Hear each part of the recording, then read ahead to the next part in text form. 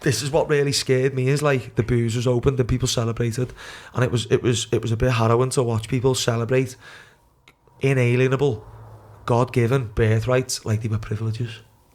Do you know what I mean? Like, Good point. Like it's a privilege. It's not my right to protest, to family, to work.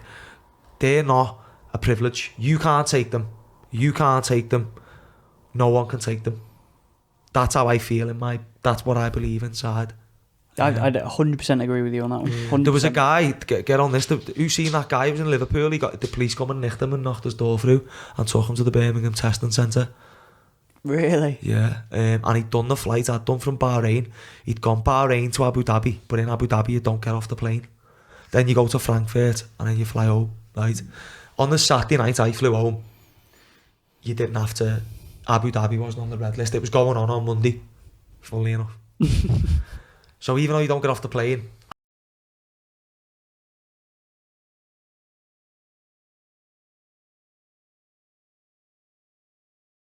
you nervous? Scared? You worried? Radio, it's the Legged Podcast with myself, Tom Wickstead. It's me, Andy Grant, and this week's guest is Dean Garnett. What's happening, boys? The trilogy. The trilogy. But before we get to that, we must say, first off, thank you so much to our sponsors, Feel Supreme. Obviously sponsoring the podcast. Mate, they were sponsoring the podcast like 7 months ago when you were first on, so massive thanks to them as well. Obviously got CBD, oil, I take that every day, 500 milligrams, got various different CBD supplements. They've got loads of products on their website. Follow them on Instagram. They've loads and loads of stuff. Company I know well and use a lot, so yeah. I remember saying, you had lads in your gym and that using it and stuff. I know Matty well, he comes to the gym himself, so brilliant. Yeah, fantastic company. So our link to that is below in the description. Basically, if you go through that link, it gives us a kickback, so you're helping support the podcast in essence. So what I like about these as well, I feel like everyone's jumping on the CBD bandwagon, and what I think these guys have done as well is they've opened up, because they're looking at loads of new things already, loads of new products coming out all the time, so yeah, they know the stuff, and yeah, it's good stuff as well, so definitely check them out.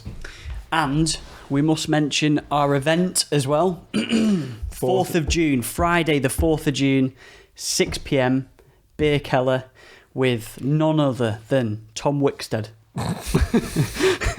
Tom Wickstead, Andy Grant, John May and Rob Pope. Obviously, we've had John May on the podcast, comedian, actor. Rob Pope, who's run across America 5 times. I'm hoping by the time you listen to this, the tickets will have gone. But if they haven't, 15 quid, link is in the bio. Pick one up. Enough of that. I want to talk to Dean. Let's do it. What's up? Mate, where to even start? What I thought was Tom's idea to get you on, and it was a great... At first, I was thinking, well, what's going on? And then actually, when you think about it, when we spoke to you, it just kind of kicked off, and I think there was 40,000 deaths at that point. Which set about 7 months ago, was it? Yeah, so we were just into lockdown, wasn't we, and all that. Things were getting a bit, what the fuck's going on? Now we sit here coming out of lockdown. It's probably a good way to kind of then, not close it, because I'm sure there'll be things now that we need to look forward to, but there's a good start and end there. Do you know what I mean? Yeah. In that sense. So it'd be interesting to see how you've felt the last, since we've been on, where we are now, and your feelings for the future. That's what I'd like to kind of talk about, what you think, and you might say something else now, which will make me head fall off and think about it something different. But no, I don't have them ready for a 4-hour mind bender. Mate, my head was frazzled. Can I just say one thing is, when we put a post out that you were coming back on, there was like an overload of positive like messages, as in like I haven't seen one single message saying you shouldn't get Dean back on. The second one we did, there was like 80% positive, 20% you need to start, like you need to become a bit like question people time. Not having to go at Dean, people have to go at us for not questioning anymore. Whereas, listen, that statement is the right to debate should not be up for debate, I think is a good statement. So I was not shocked. It's disrespectful for you to say shocked, but when we put a post up yesterday, say you were on, the amount of people are like ringing, texting me and commenting on the stuff, going, yes, fucking ask him this, do this, what's he know about this, what's he know about that. It's mad, I think. It's hilarious. I love it though. Can we start with what happened to you recently? Yeah, so obviously it was around the time of the second podcast we did. There was a lot of protesting going on, wasn't he? And obviously the coronavirus restrictions, which is an act of parliament or whatever, says you can't be outside in a public outdoor place with more than 2 people, which is just, it's ridiculous, isn't it? There's just no way that anyone perpetuating that hasn't got a leg to stand on. It doesn't matter what angle you come at, that is ridiculous. So anyway, people, if you're protesting against the coronavirus restrictions, then you're obviously not going to follow the coronavirus restrictions, are you? That doesn't make any sense at all. So obviously we were involved in protest around town, and I wasn't the organiser. There's a great little team of people behind the scenes who actually organising the events, who know what they're doing, and you know. These are the ones at St George's Hall. Yeah, those type of ones anyway. But they progressed on after that, didn't they? So there's not just me doing this. There's obviously another, strong, big group of people involved in the city who all, like me, are quite concerned about the future. It's not an interest of ours. Do you know what I mean? People think I'm interested in this. No, me interested in MMA and, stuff like that. This is just something that I think we all need to be aware of, because it's an imminent threat anyway, without protesting for that very reason. I remember getting a little letter through my door, not like in an envelope, just slipped through from Merseyside Police, just saying like I need to cease and desist from assisting or encouraging anyone to gather in an outdoor place in more than 2 people. So anyway, obviously that hasn't really deterred me, because this is fucking serious, do you know what I mean? And if Black Lives Matter can protest, then why can't we? Yeah, it's bullshit, that, yeah. You know what I mean? What's this about? So anyway, we continued to walk around town peacefully. That's all we did. 3,000 people on probably the busiest one that we did that weren't meant to go ahead. And these are people who are elderly, people with kids, a lot of people who refuse to get into the debate or even have a discussion about it. They like to label it like right-wing neo-Nazis and all this absurd, ridiculous bollocks, when really it's not. It's your nan, it's your auntie, it's your cousin who's got a salon, or your ma, or it's our families, do you know what I mean? It's us. That's who we're out walking with and who we're walking for. If you're scared, stay home. That's sound. Stay in. Do you know what I mean? So anyway, we're all just doing these walks, and then what usually happens towards the end is, for some reason, the police would just like, knowing that it's coming to a close in the next like 30 minutes, they just start weighing into the crowd and just grab him, knowing that they'll get a reaction from the crowd. And then before you know it, there's just like, it's in the echo that there was 6 arrested, and it just turned something that dead peaceful.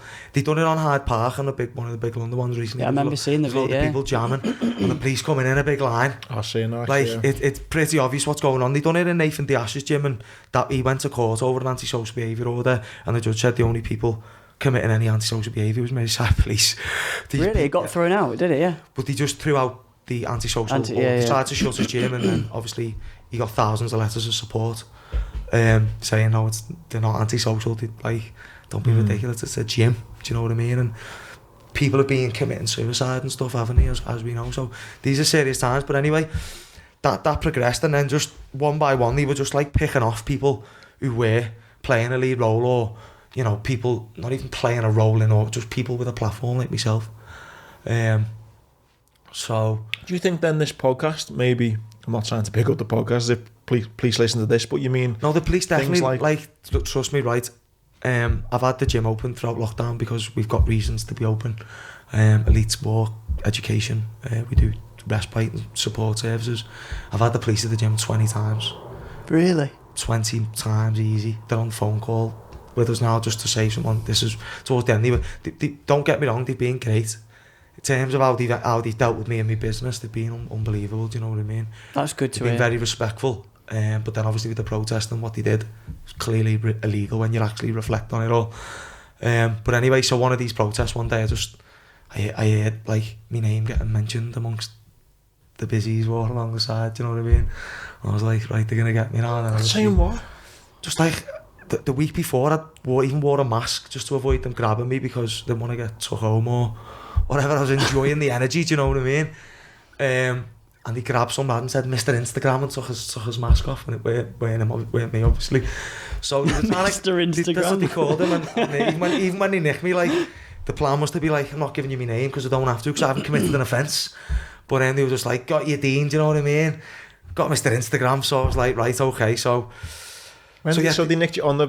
They nicked me on like the last March that happened before Christmas. Just grabbed you out the crowd. Yeah, but there was like, all the others had a few thousand, and this one had like 300, and the police were like proper strategically trying to like stop it going ahead, you know, like blocking St. George's all off and all this, which is all wrong again, do you know what I mean? It doesn't really make no sense. So anyway, they kept me in for like till late that day, and then CID come and interviewed me. Did you no comment? No, because what's the point? Like if you're me, why would you be like, you've nicked me at the protest to get me, like, what have I got to no comment? I'm not a criminal. Yeah. I'm not embarrassed. Do you know what I mean? I'm not like. I tell you what, if someone's got that recording, that's probably a podcast in itself, isn't it? This is what's hilarious, because a few weeks before, me and a group of others dropped like a massive 700-page piece of evidence off that the chief constables are all involved in season. Basically, when you look at the law, what's going on, it's unlawful. Otherwise, I would have got a trial. Do you know what I mean? So anyway, what do you mean you dropped to 700? Like, just all the information about the law around this, about coronavirus, all government stuff, just backing what we're saying. Do you know what I mean? We just put like a load of people at, like, there's a guy called Michael O'Byrne here, and there's a big group of them who are trying their best to commit a legal case against the government and local police forces. Because if you read the policeman's oath and then you look at what's going on today, it's clearly wrong. Like, they swear an oath to the Crown, and the Crown is the appointed monarch by the King, apparently, and we're their loyal subjects, and there's her and us together. And then, because man made government didn't make man, so man's above government in the rank, and meant to be. So these police officers swear an oath to uphold our fundamental human rights, and they agree that they're going to use due diligence and they're going to act with integrity and discretion. So often I've had them come to the gym and I say, well, you know, they come in here saying you don't agree with what's going on, and you know, you think it's wrong that you're even turning up here. Why are you coming then? Like, where's your integrity and discretion? Sometimes you're right, see you later, I'm not going to bother you anymore. I'm like, thanks, nice one. But anyway, I got released on bail pending further inquiries. Like, the first thing the police brought up, so the two busies come in, they're like, right mate, these are CID. I thought that was insane that they brought the CID into me. It's hilarious, this. And so they come in and they're the nice guys, you know what I mean? Just like, they're like, yeah, we think this is a bit mad as well. We're not going to lie. So they were like, we don't know these regulations. We're going to be learning them on this interview now. And I'm from like, you? I'm like, well, I know them well, and they're completely retarded. I'm sorry, but that's what they are. And you know, I said to them, I know you don't follow these at home, and I don't follow. No one's following this at home. It's all just for show, really. That's where we're up to now with these restrictions. They're for show. Yeah. But anyway, they said, we're not disagreeing with you. We're just collecting evidence. So they weren't like saying, oh, you're a bad person doing this. They were just like, don't include us. Like, say what you got to say and see the judge. And I'm like, yeah, I'll tell the judge myself. Do you know what I mean? I'll represent myself and send me to court. I'm happy. So my 3 charges are committing an act, namely on social media. I didn't even know that was committing an act, namely on social media, to encourage a public gathering outside door place, being outside with more than 2 people, and leaving my house without good reason. So, as I said to the policeman in the thingy, I said, firstly, I'll decide what good reason is to leave my house. That's always how it's going to be. There's never going to be a government that knows when it's best for me to leave my house or hug me nan. That's not how the way the world works. People might believe that it is at the moment, but that's not reality. Do you know what I mean? So anyway, it's been a while. I've been on bail, wasn't allowed in L1, 2 or 3 case of reoffend. Don't know what that looks like. I might just whip a COVID bollocks sign up or something going into the Tesco in town. Who knows what that means? So from this interview, you weren't allowed in L1, L2 or L3? No, until I went to court. I was in court last week on, when was it? Was it last Friday or something? I was in court recently anyway, Friday, yeah. And I was just going to go in and just represent myself. It's the magistrate, it's only a summary offence. It's not like I'm going to go to jail. Do you know what I mean? You'd have just gotten a fine. It's just a fine, yeah. It's like, you can get it for no, you can go to court for no insurance at times, or anything. It can be anything really. So for these type of offences, so it is still a magistrate offence, but what you got to think about is these magistrates are still people too, right? They know the law, and they're also not daft, and a lot of these people don't think the way the narrative want them to think. So there was a deputy solicitor there, and the usher said, do you want to speak to him? I said, no, it's alright, I haven't had the solicitor the whole time, didn't get one at the police station, I'm not using one today. And he said, why? And I said, I don't need someone to represent me who's trained by the system. And that's just how I see it. It's like, there's a lot of stuff now where I just think if there's an agenda behind it, it's for me to be accountable to. Do you know what I mean? Maybe if I was a criminal and I had a real criminal case coming up where I could go to jail, I'd definitely have a solicitor. Yeah. But what this isn't about criminality. This is about reality, and the obvious reality that we are free beings. So I had to, one of them I thought I should be able to defend myself on this. Anyway, this deputy solicitor comes in. All right, mate, he's sound as a pound. Why do you want to represent yourself? Explain to me. You'll be all right. You'll be sound. You'll win. Comes back 5 minutes later, they're adjourning it. You're probably not going to get a trial because you're probably going to win. So, anyway, talked to him for ages. He went, such a circus, isn't it? He went, what's your defence? I went, well, do you obviously, you know, the Human Rights Charter. It's like your right to family, your right to move freely, your right to fucking free speech and whatever opinion you want, your right to assemble. That's like, people die for that shit. And here we are, trying to criminalise me for walking around Liverpool city centre. Do you know what I mean? So he's just like nodding along, going, yeah, the magistrate will agree with that. And then I said, so you've got that one part. On top of that, the lockdown is based on PCR testing, which, according to the inventor and the government, isn't good enough and can't tell you anything really, which they've been using at 40 plus cycles CT threshold. They've now dropped that to 28 now the vaccine's out, so they can get rid of all these false positives. So honestly, I can go on and on. Like, it would have been a good 3-4, it would have been like a Lego podcast, didn't it? Do you know what I mean? But I've got to go back a week Friday if I don't get a letter in the meantime. So I might go back and I might have to put a plea in of guilty or not guilty. What would you play? Not guilty, even though I've admitted me. So I agree to what they're saying, that I was in town. I was encouraging people to attend a public outdoor place and all that shit. I'm not denying that, but I'm denying that can be criminalised. Do you know what I mean? That can't be criminalised. Will they not just say though, then that's not for you to dispute? No, it is. I'm a sovereign being. What I do is up to me. Yeah, but you're not saying, again, I'm not a fucking magistrate, but will they not just say, it's up to us to decide though what is right and what's wrong? Yeah, but they have to use the law though. They're limited to the law. They can't just go above the law. Right, forget the law. You've all got to stay in. Even though there's no law that allows us to lock people up or detain them, when the government or close the businesses, what they're doing, what it's happening, but that's only because it's groupthink. Doesn't mean it's right. But when the government were putting in these restrictions, were they not coming into law? Well, I don't know the proper details on this, right, but they're not a law as such, right? They're an act of parliament. It's in the name, act. They want you to act in a way. It's a guideline. A guideline. See the difference here? We are ruled by consent. So the England crown, the crown of England and the UK, you know, if you trace it back, was like conquested by the Normans or whatever, and you know, the Queen rules today through a previous conquest, but we now live in the time of rule by consent. So we're meant to be ruled by consent.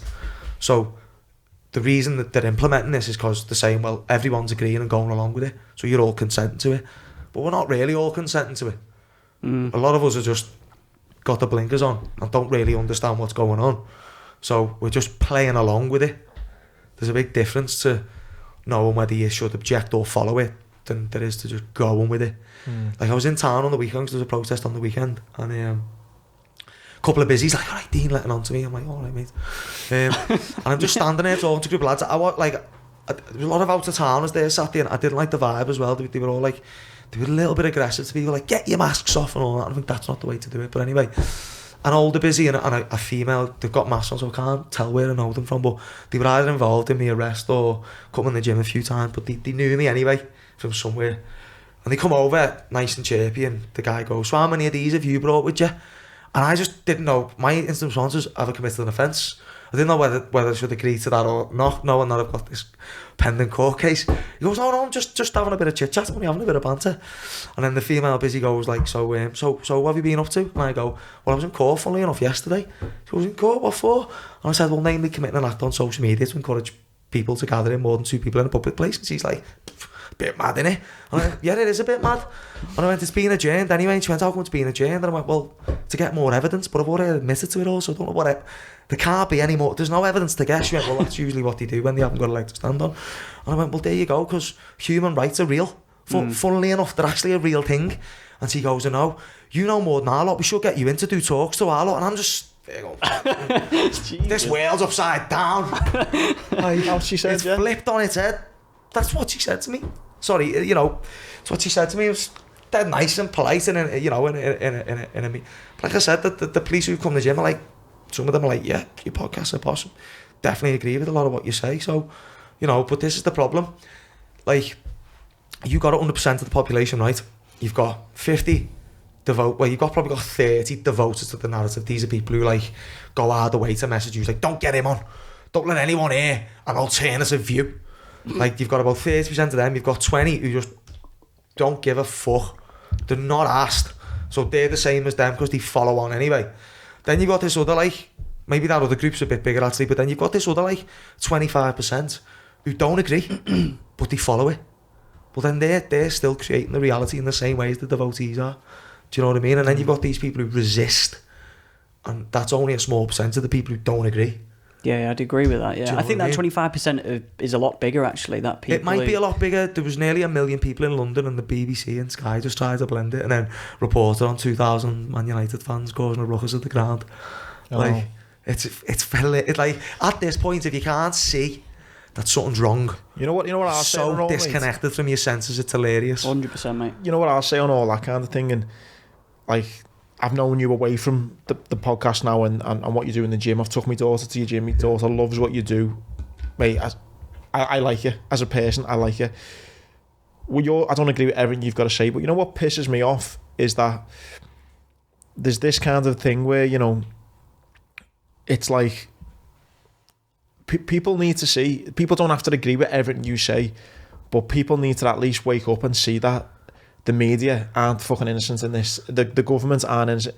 There's like, I'm not saying again that, like, for example, what you've just said then, there are 1 million people, for example, in London. Why is the media then putting a spin on things? Because for me, what that does is it adds fuel, whether you're right or wrong, but it adds fuel to, well, something's not fucking right here, because why are they lying about that? And why, well, if they're lying about that, what else are they lying about? And if they're saying it, and it just creates all this, so they're just as fucking much to blame through all this misunderstanding and confusion and stuff like that. And do you know what I mean? Yeah, that's their job, mate, isn't it? Like, a lot of these people, even a lot who are devoted to the narrative, if you say to trust the government, they go, no. Do you trust Big Pharma? No, I don't trust Big Pharma. Who do you trust? Science. Trust science. What scientist? Einstein. Oh, about the pandemic? Fauci. Or, Matt Hancock. They never listen to Matt Hancock. They just it's just groupthink, it really is. What they do is they go, he's an expert, so I'll go with him. And the majority, it's a popularity contest. That's how human behaviour is driven. But I do think though, mate, because I've seen as well, I follow a girl on Twitter. I tried to get her on, and basically she works for the BBC, so make of that what you will, but she's on Twitter and she's trying to debunk. She's done a lot of this kind of debunking fake news and conspiracy stuff. And I wanted to get her on to say, what is, and just get her view. But what I think, what is conspiracy theory, or what I think's, enraged this even more so, is just the corruption around it all, and the lies, and because, for example, when the government are putting out, it's this dangerous, don't fucking hug your nan, don't go 2 meters with someone, don't go to the pub, don't do this, don't do, fucking, it's gonna kill everyone if you do all this. That fear mongering that was going on, and then a few weeks later you learn that fucking Matt Hancock has fucking, rang his old fucking barman and went, hey mate, buy this fucking company, we're gonna do this, and they all make millions off it. People are like, hang on, so I've been fucking petrified to hug me nan, and you cunts have all been making millions. Like, I'm sorry, but that doesn't add up to, it's not as bad as it is. Whether it is or it isn't, I'm not saying that. My point is the government are putting out these mixed messaging where it's like, well, hang on, there's got to be something more to it. And yet, they seem to be blaming people like yourself for making these conspiracies up when they're the people who've developed the mistrust. Do you know what I mean? Yeah, 100%, mate. They've got a criminal... Like, big pharma's the same, mate. They're convicted felons. They've paid 35 billion in fines in the last 10 years. The top 4 manufacturers of vaccines. Like, they're convicted felons. The doctors I share haven't got any criminal convictions. Do you know what I'm saying? I do share a lot of scientists. Do you know what I mean? It's like, again, another big issue with me for this is like this idea that what I say isn't backed by science. No, there's a wealth of it. You can just get it up right now. I remember saying to some woman recently, you know, the vaccine trial ends in 2023. Don't believe in conspiracy theories. It's not a theory, it's not debatable. It's on the government website. Do you know what I mean? Things like this, I think. So what's that? Go into that, sorry. Yeah, 2023. Yeah, I've shared them on me page, I've seen it, with the actual .gov links on. So that's the completion date. Do you know what I mean? The only reason... Why 2023?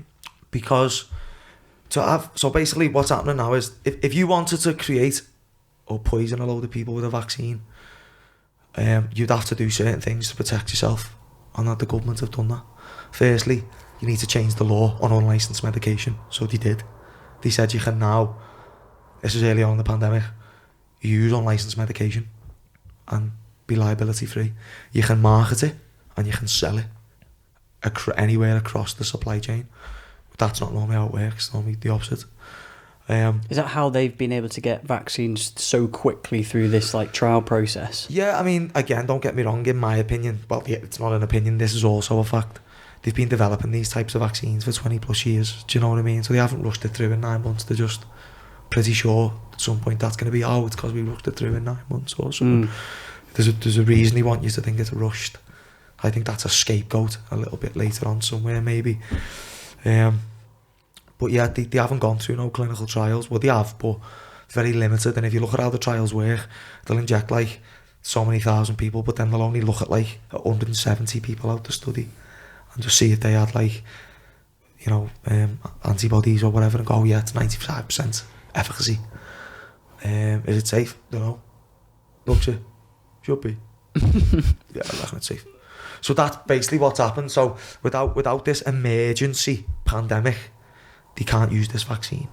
So if they drop all the restrictions tomorrow, which is why we know lockdown. We're not going to come out of restrictions in June. Like, if you believe that at this point, you're just not paying attention. But why would we not, though? Because we can't. I'm banking on this, mate. Andy, everyone listening to this. You might like, that event might still happen, but you'll be in tears. The coronavirus restrictions won't get shifted. Like, the government's going to keep these emergency powers over us. They're going to have to. Or the vaccine's finished. They can't. They can't just keep living like this. They can. It's all what if the majority go along with it. That's our reality. That's how it works. That's how we're all co-created reality. But the government say do it and everyone does it. Then this is our reality. That's how life works. That's why they use mind control.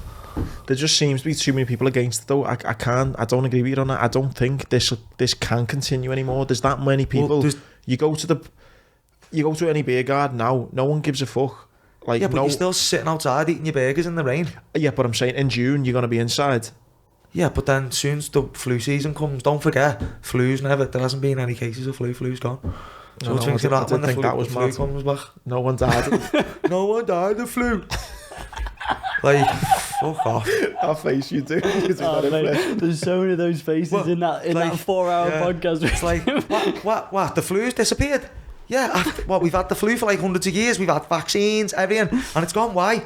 Social distancing and masks. But why hasn't COVID gone? I don't know. Do you know what, like? It's fucking bollocks. But mate, come on, boys. It's bollocks. Dean, where we disagree, Dean, and again, I'll stress this point more with. I do think that there was this COVID, but what this podcast is interesting is because it's now the fallout of it. And what I think, though, it is a fallout. Can I correct something? No, right. I'm not. So what I am saying, right, is like the virology narrative. I'm not convinced of. Okay, I'm quite open-minded to that now. Not sure that model of disease is real. That's my opinion, right? As in, it was created in a lab or something. No, not even that. Not even that. Like, there was a bit where I thought it was created in a lab, but I just don't think it's the way we're told, right? However, I do believe there are people with an illness that matches the COVID symptoms, hypoxic like symptoms, and know people who've had it. So I do believe there's a new illness forming. I'm not denying that. So we agree on that. We just differ on causation. So again, just be careful if because they're strawman argument. It's really easy to strawman me because you've got to get into the intricacies of what I'm saying. Do you know what I mean? So I'm not saying there's no such thing as this disease. Okay, whether it's a combination of red blood cell damage through EMFs or something in the environment or whatever, or is it linked with the EMFs through radiation lung injury we got up on the podcast? It's the exact symptoms, not one difference. So that's all. I'm open-minded. Look, I'm not this way or that way. I don't know for sure. The observations tell me that their narrative's not quite adding up, and those things interest me. I still believe in germs and the fact there's pathogens, and but I also believe in toxicity, and I believe that these people are quite thingy. But are you saying that every person who tested positive then was COVID? You saying all these healthy people were actually sick, but they just didn't know it? So we're actually we're probably about 80% on the same line. Yeah, do you know what I mean? My thing, mate, from the start has been, this is a massive overreaction. Yeah. Oh no, it is. Even if my thing, but my thing where maybe the thing where, mate, I think what pisses me off about people is, what pisses me off as well about you, because I like you, and people put you, like you've just said then, people have a view of, Dean thinks this is all bollocks, and just don't go into it. Like where you've just said then, believe that there is this. Oh yeah, no, and where I think people talk about the causation, and I'm interested in it. But people put you in this box of where you think, no one's sick, no one's not, and all that, which isn't true. Like I'm not denying that. But let's use our common sense, right? You've got this tiny number of people who've got them illnesses. I believe that's going to grow, so that it is going to be more prominent over the next 5 years, right? What, COVID? COVID's going nowhere, mate. It's booked in. It's booked in with the World Bank. It's fucking booked in, lad. Big Pharma. It's happening until 2025, whether it doesn't make sense or it doesn't. What, as in you think there'll just be a steady flow of people? It'll just keep going and just chipping away at us, mate. It's social engineering. You can't change human behaviour overnight. You can't change hundreds of years. Like the way we live now, it takes time to engineer behaviour, especially when the person isn't meant to know they're being engineered to behave in a certain way. But anyway, let's come back to this a sec, right? Got this little disease, got this illness now cropping up. I think it's something... My guess is it's more toxicity related, okay? But let's say we don't know. You've got all these people who've got flu symptoms now saying they're basically just stealing all them and saying they're part of the pandemic. You've got all these people dying of cancer, they're saying, they're dying of it when they're not. Do you know what I mean? So loads of the people who've been said died of COVID didn't. There are people who've died of this COVID-like illness, is what I call it. So I just want to get that straight. Do you know what I mean?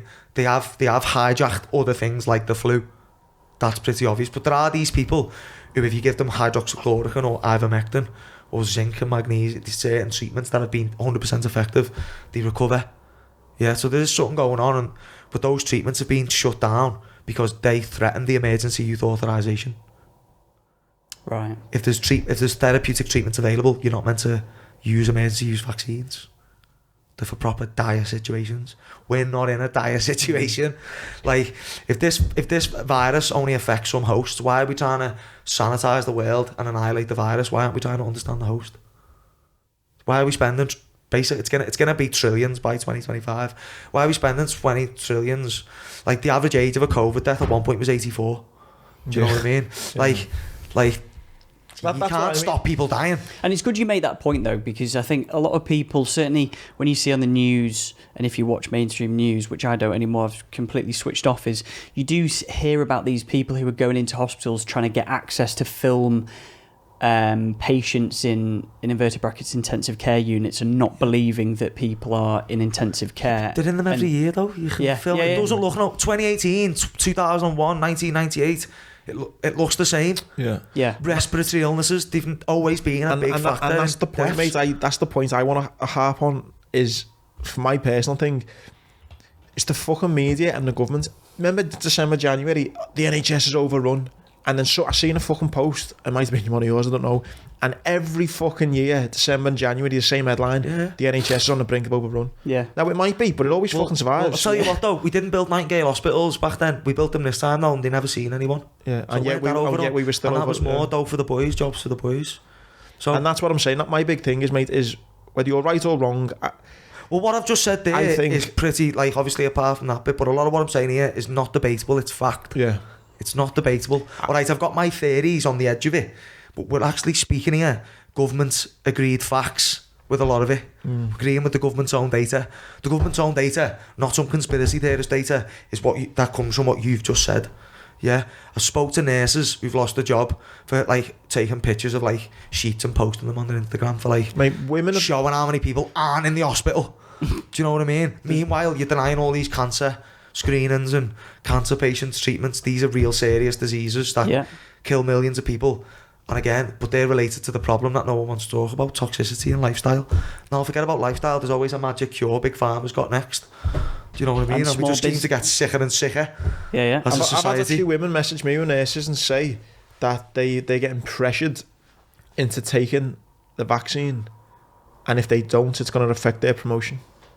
I've had 3 or 4 nurses message me that. All unlawful though. Again, that's all against the law. Like, but they're kind of saying it's the kind of, you know, it's not like, you know, they're not putting it in a piece of paper and saying if you don't get this, you know, it's kind of like I spoke to a girl who's a sport worker. She's a fighter as well, and she works in like social care, and she's showing me the email. So I'm like, write this back to him, then like ask him for like, you know, she says like, is that like a law? And he's like, yeah. She's like, send us the article, and then no reply, no more pressure. So it's like, as soon as you flip it on them, they'll back off. But like, I speak to people like, you'll go, I got it for work. You got it for work? How's that work? Like, works at that to get it. What, someone in work mentions you should get it? Yeah. All right. They said put your hand in your fire, would you? Well, no, you wouldn't. Well, you just put your hand in a fucking fire. What you've got to remember is, doesn't matter if the vaccine's 95% efficacy, your immune system's 99.7 unless you're over 65 with comorbidities. Do the fucking math. 95 or 99.7, do the maths. It's fucking straight up maths now. There's been so many injuries from the vaccine on that already. note, then let me say then, if you've got a friend or a family member then who was maybe over that age or was maybe sick, would you then encourage them to get it? I wouldn't personally, but I can at least see using their science why you might. So based on the science of the government, if you're like, I've shared it, a consultant paediatric on my Instagram today, and she believes the narrative, deadly virus, going to kill everyone, we need to lock down. But she also says, but what am I missing here? Have people lost their minds? Why would you give children a vaccine when they've got no threat? Not one kid's ever died of COVID unless they've had serious comorbidities. They're the ones I believe being hijacked often. So why would you give it to kids? Like, why aren't we locking people up who even suggest that? Like if you read the Nuremberg Code, it's all against the Nuremberg Code.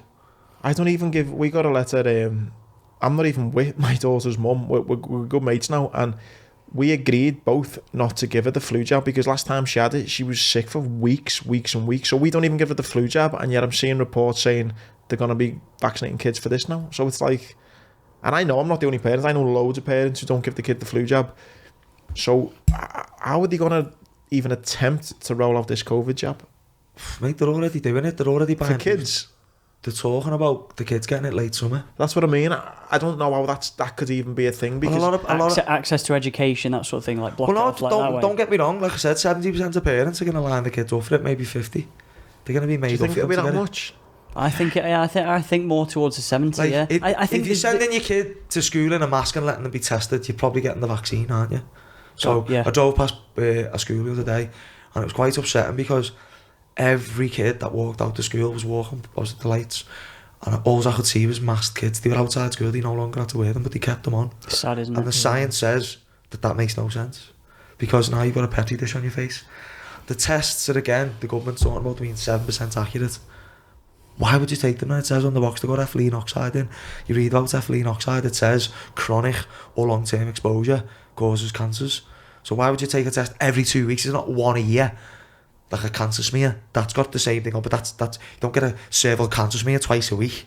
If you did, you'd end up with cervical cancer pretty quick. So why would you ram that up your kid's nose twice a week? Do you know what I mean? So, like, listen, the childhood vaccine schedule has got no testing for carcinogenity. Like, they'll get, there's your kid there, there's vaccine, Hep B, DTaP, MMR, all of them in together. They've never been tested in combination. Some of them are tested on adults. Do you know what I mean? And the others are tested against another vaccine, not a placebo. So, listen, if you think these COVID vaccines are fucking dodgy, then wait till you fucking really get to understand what's been going on with the vaccination programme since it started. It's been pretty gruesome since it began, mate. I'm talking getting pus out of cow's sores, cutting you open and putting it in. That was how they began. Do you know what I mean? So it's always been pretty gruesome. So yeah, I do think a lot more people have become aware. Like, if you'd have told me 3-4 years ago about vaccines, I wouldn't have questioned anything. Oh no, at all. And I think 10 years ago I wouldn't either. Yeah, and I was getting them myself. I'm fully vaccinated. Yeah. I had yellow fever to go to Africa, and I love that one. Oh, I've had the vaccine and I'm not dead. Oh right. Oh, it must be safe then. That's like saying, yeah, our kid got shot, bullets don't harm you. He's all right. He's still here. Like there isn't a peer-reviewed, academic paper saying a bullet to the brain will kill you, but I'm sure there isn't. But it doesn't mean they can't just because someone else got one and survived. Do you know what I mean? Like, yeah, I think, I'm just not going to take, again, I'll listen to you all day of the week, but I'm not going to take it purely on the basis that it's just a freedom of not being able to take it. And to me, I'm kind of sticking 2 fingers up at the system. That's my sort of thinking. Yeah. Because we've just gone so fucking far with this, and it's just like, I've said it to you in the car, mate. It is disgusting that the government have been made to close small businesses. So everything from and how they've categorised a small business, whether it's essential or non-essential, in the sense that behind every beauty salon, spa, bar, pub, there is a family that has to be fed, and how. I mean, it's disgusting how ultimately we should have our own freedom, whether we decide if it's safe or someone wants to open their business in order to feed their family. We do have this freedom, we just don't realise it. We've been conditioned not to realise it. But, that's where I think, though, mate, where, again, we agree there's an illness. What I disagree with maybe the narrative and what everyone's been doing is, like Tom said then, this government have just said, okay, that is completely fine to do, but you in that business, no, sorry, you can't do it. And it's affected people's livelihoods. People have committed suicide. People have lost, fucking their livelihoods. And that, for me, is why I say it's been the biggest overreaction. I'm not saying it's not a thing, but how can the government sit there, tell small businesses they can't open, and yet they are fucking doing deals with their mates, earning millions. These big companies are in fucking billions. Amazon and I got fucking thingied out of Mackey's the other day because I never had a mask. I was ordering a coffee for me and my dad. He said, "You're gonna have to leave. You haven't got a mask on." And I'm thinking, I'm in the middle of a McDonald's in fucking Walton, a multinational organisation all around the world, and yet there's a fucking fella there, who, a couple of years younger than me, forcing me to leave because I forgot my mask. I said, "Mate, I'd already ordered on one of those screens. I'm standing there." I said, "Mate, it's done." He said, "No, you can't pick it up until you get a mask on." I said, "Lad, it's done. It's there. I'll be out your way. I paid for it." He went, "I'll give you your receipt back. I'll give you your money back." I said, "Mate, it's done. You're going to waste the tea and coffee." "No, you haven't got a mask." And it's like that kind of government kind of thing has come down to this. Like, that's the thing that kills. I'm not saying it's not. They're just on autopilot. They're just robots, mate. That's what kills me. That's, to me, that's the Walking Dead right there. That's where the metaphor of the zombies comes from. That. When people act mindlessly, they're not thinking about what they're doing, they're just doing as they're told. That's not human behaviour, naturally. We're meant to be, reflective, beings. We're meant to be intelligent, aren't we? We know right from wrong. We're meant to have common sense, we're meant to have rational morality, logic. These are gifts. Yeah, people don't use them anymore. They're stuck on autopilot, do you know what I mean? But, like, is the vaccine passport agenda not just punching you in the face at this point, though? Well, for me, that's the thing, mate, where I started seeing cracks in, like, friendship groups and WhatsApp groups and stuff like that. Yeah. There were people when I was like, listen, I've got into arguments with people. I've been fucking thingy when I've been like, this is the biggest overreaction in the fucking world. People are like, oh, well, this is dying and all that. And I'm sorry for anyone who's lost anyone. But for the amount of people I know who've killed themselves, for the amount of businesses lost, livelihoods lost, people now in debt, all that, I'm sorry, but I don't think if fucking out the economic, when people are trying to get mortgages and people are trying to, in years to come, and they go, oh, it's because of that fucking trillions of pounds worth of debt with them because of COVID, then people may realise that's going to happen. That's all part of the plan. And people aren't thinking. So when I'm seeing I've thought it was bullshit from the start. And what's been interesting is people have maybe been furloughed and they maybe hate the fucking job anyway, so they're made up, they're on furlough, they're at home, and they're like, yeah, well, I'm not really affected and this and that. And as soon as this vaccine passport came to light, you can't go on holiday unless you get it. You can't go your favourite pub, potentially. You can't go to match. Then people started going, well, hang on, this is fucking bullshit, this. I think that idea of a vaccine passport and all the fucking Tory companies that are going to make money off it, and the fact that they're telling you, you can't do the thing that you love unless you take this, I think that's when I've seen people change. And the other thing I've noticed is privately, people will say, this is fucking bullshit, this, but people will not say it in a WhatsApp group. They won't say it on social media. But individually over a beer, they go, mate, fuck it, why are they fucking making us... So it's one of those things where people are scared to maybe... This term, cosmic scouser, people... Silence is consent, though. But people are scared to be, tarnished as a conspiracy theorist. So they're just like, won't say nothing. But I know fucking 99% of people think that this passport thing's bullshit. I can't go to match until I get a vaccine. I'm sorry, I think that's fucking bullshit. Mate, I wish we could pull up a clip of when, because I could have sworn you were I'm pretty much sure you did talk about vaccine passports 7 months ago. And I remember saying, this is bullshit, how can they do that? Mate, I said it to me dad today. I said it before the whole thing started, mate. You know what I did say to me dad today? We come out of Tesco, took our masks off, and I went, you know what the scary thing is? How quick alien things can become normal. Do you know what I mean? If I'd said 2 years ago, hey, me and you are going to walk around Tesco's with a fucking mask on and you can't take it off, you'd be like, fuck off. And now it's completely normal. Yeah, I wouldn't have believed all that, even though I knew all these vaccine passports were like scary already funded to the tune of trillions, ready to roll out in 2020. So I still wouldn't, if you just said to me, you'd be going to court for posting something on your social media and walking around town, and I'd be like, nah, it's not going to be like that. The British population won't put up with that. We're a bit daft, but we're not that daft. No, we're fucking more daft than that. It's going to get worse yet. But I think I've accepted that now. I think that's something that's made me feel not better, but it's made me feel relieved that like the tide isn't going to turn. We're going to live in dystopia. But this is the thing where that's the reality.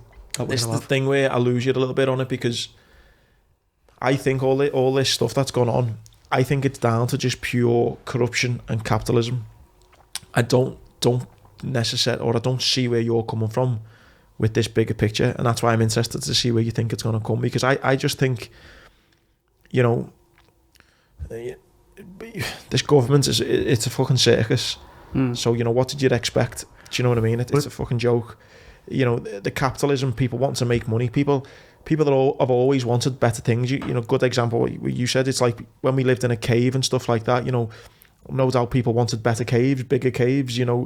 We always want better, which is part of our human DNA. So people then want more money, they want more things and stuff, which has led to capitalism, which has led to people making money, which has led to backhanders, which has led to corruption, which has led to all of this stuff. So as much as I say it's bullshit, all this stuff that's going on, I can kind of see the rationale of how we've got to where we are, whereas you think it's more of a more sinister kind of view. Yeah, definitely think it's more sinister. Like where it's going, it's just going to be like China, isn't it? It's on the government website. They've mentioned it, that they're going to work closely with China to develop smart cities. It's on there somewhere. gov.uk. So that was another thing that I predicted, that it's all about social credit score. That's the future. Facial recognition, which is why we're social distancing, that's getting normalised for that reason. So the social facial. Why are big political figures then getting the vaccine? I'm not sure they are. Some of them genuinely don't realise what they're doing. As I said before, they're not all in on it. I never suggested they was.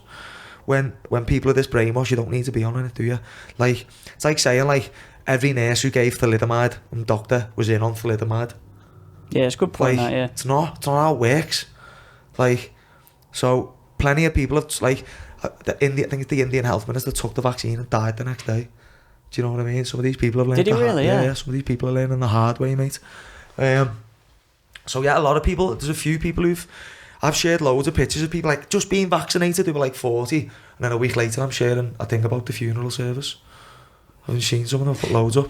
There's a 150-page document of all these young people who've died of it, and I've found some of them on Instagram and Facebook.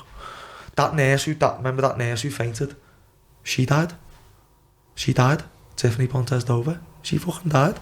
But they've covered it up.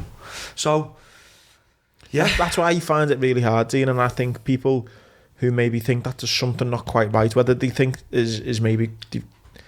there's so much lies and corruption, it's so hard to know what to fucking believe. Well, I say this all the time, right? You explain your version there, but it's just corruption, it's just greed, right?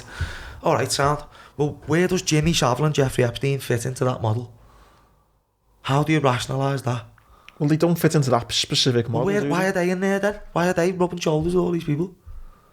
I don't know. How are they though? What? Now, how are they though now? They're both dead. Well, he's meant to be dead, but he was, weren't he?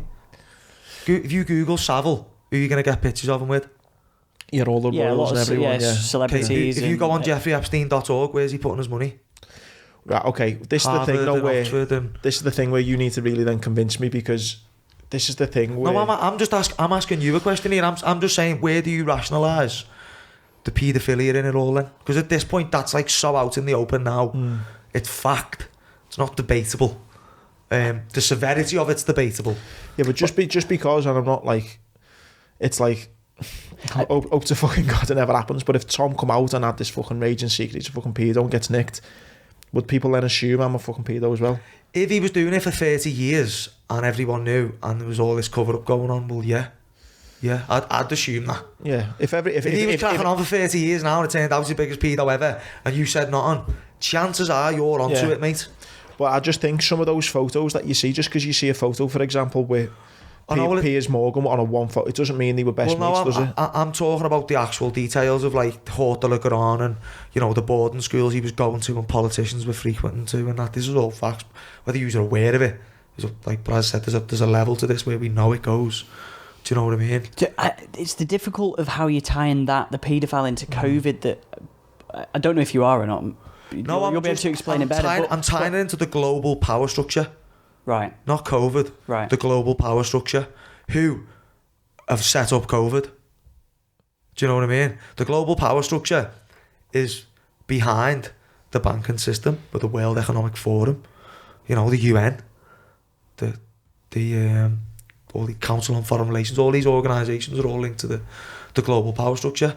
And then across them, you've got these, you know, what JFK mentions in his speech, secret societies and secret proceedings and secret oaths, as JFK says. Yeah, no, I've got no doubt there are all those... it's not debatable. So I'm just asking you to explain in your realm, like, why are they there?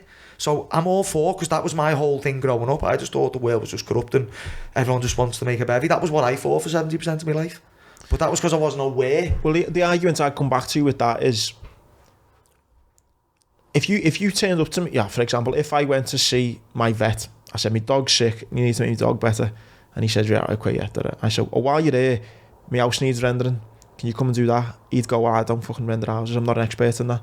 You know, you go to different people for different things. Why I maybe say not believe you as much there is if you said to me, Andy, fuck knows about Epstein, fuck knows about Savile, fuck knows about everything else, but I can tell you now everything you need to know about vaccines or everything you need to know about COVID, I'd be more to go, you know what, fucking hell.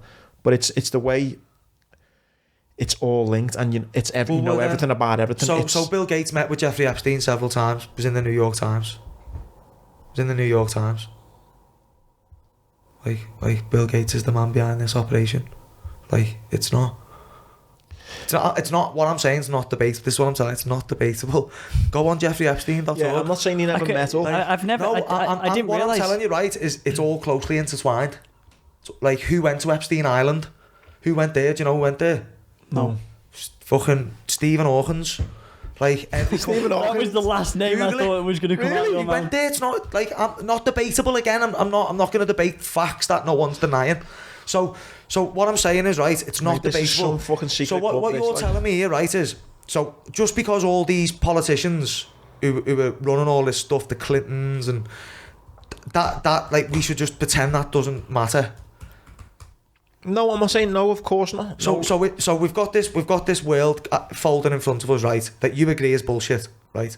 Not saying people aren't getting sick, but you agree with what's happening. The rules and restrictions now we're getting told we need to live are wrong. They're wrong, right? Okay. Yeah. You agree that? Yeah. You agree that they're corrupt and they're just robbing us blind of money? Yeah.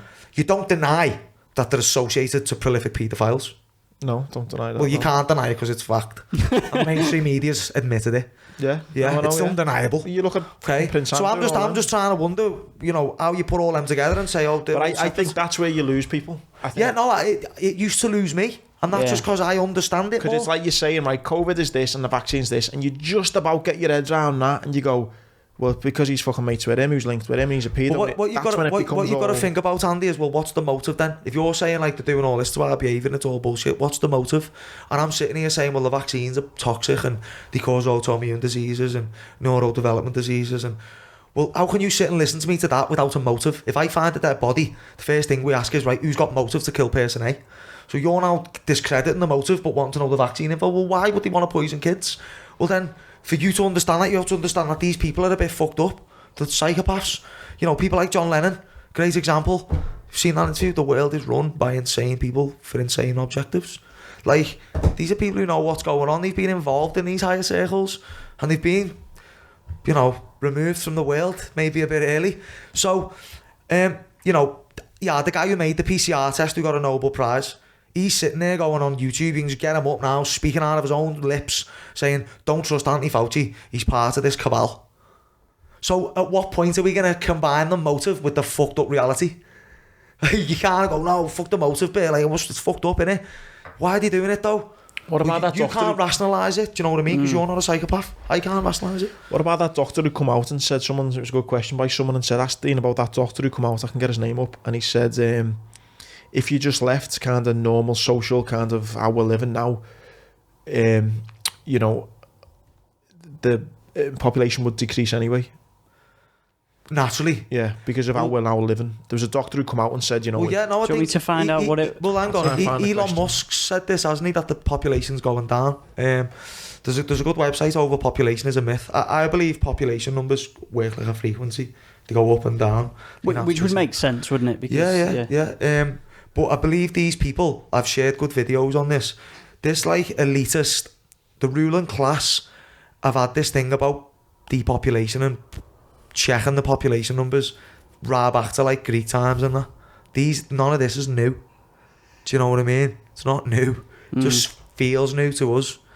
Do you know what I'm saying? There was 1918 flu pandemic. There was people going, there's no pandemic. There was protests saying there is no flu pandemic. There was anti-mask league protests. Do you know what I mean? There was a load of vaccinated people because there was a war going on, so everyone got vaccinated. Anthony Fauci was part of a study that dug up 9,000 Spanish soldiers. They found no viral stuff in the lungs, just bacterial pneumonia. Do you know what I mean? Do you not think that from that, was it 1918, was it 1918 pandemic, that if there was, and again, we weren't as advanced as we are now, but do you not think that from that time it would have been a good opportunity for them to implement vaccine passports? Yeah, or I mean, not vaccine passport, but in the sense of... Well, they probably did. Like, because if you look from 1918 to, all right, we had a Second World War, but the world pretty much returned to what you didn't... It didn't. So, on the back of World War One, you had the League of Nations. And that was just like, that was the precursor for the UN. So it's the mantra is order out of chaos. So no, they changed the world after them events. Do you know what I mean? And all these people died from the vaccines in 1918, different vaccines, and all the soldiers who got vaccinated because they were going to war. Obviously loads died anyway. You're in the middle of a war, people were dying. Imagine how easy it would be to like COVID numbers in a war zone. You know what I mean? So his leg blown off, he's got 4 bullets in his head. Spanish flu, that, mate. Bad the flu, mate. Probably like that, weren't it? But anyway... Do you know what I'm trying to say? I'm just trying to think of... No, like, again, you're asking good questions, but again, if you actually look into it, no, they did restructure society on these events. There was social engineering on the back of both world wars. But again, that comes back to Dean, your big problem in the sense that, and again, I'm this is what I'm guilty of. You make some points there, and you're like, they're hard to argue with. But in the grand scheme of things, I've been hit massively financially by COVID. I've got a daughter. I need to start fucking, getting my life back on track and stuff like that. Who do I bang the drum against? Because, I'm sitting there you know, wanting to bang the drum, and I turn the news on, and fucking Boris Johnson's just fucking blagged a fucking 90 grand contract on the taxpayers' money to sort his new house out. You know, where am I getting the strength and to come up against that? If a fucking government can you know, blag his house getting decorated, which we're seeing all over Sky News, then what chance has little old me in Bootle, who's got a daughter who I need to provide, got against going against that, when there's all that what you're talking about? And that's where it falls into that category of people become sheep and can't be arsed with it, because I'll be honest, I've not had a vaccine and I'm not in a rush to, but if they say to me, you can't go on holiday, lad, I'm probably going to take it.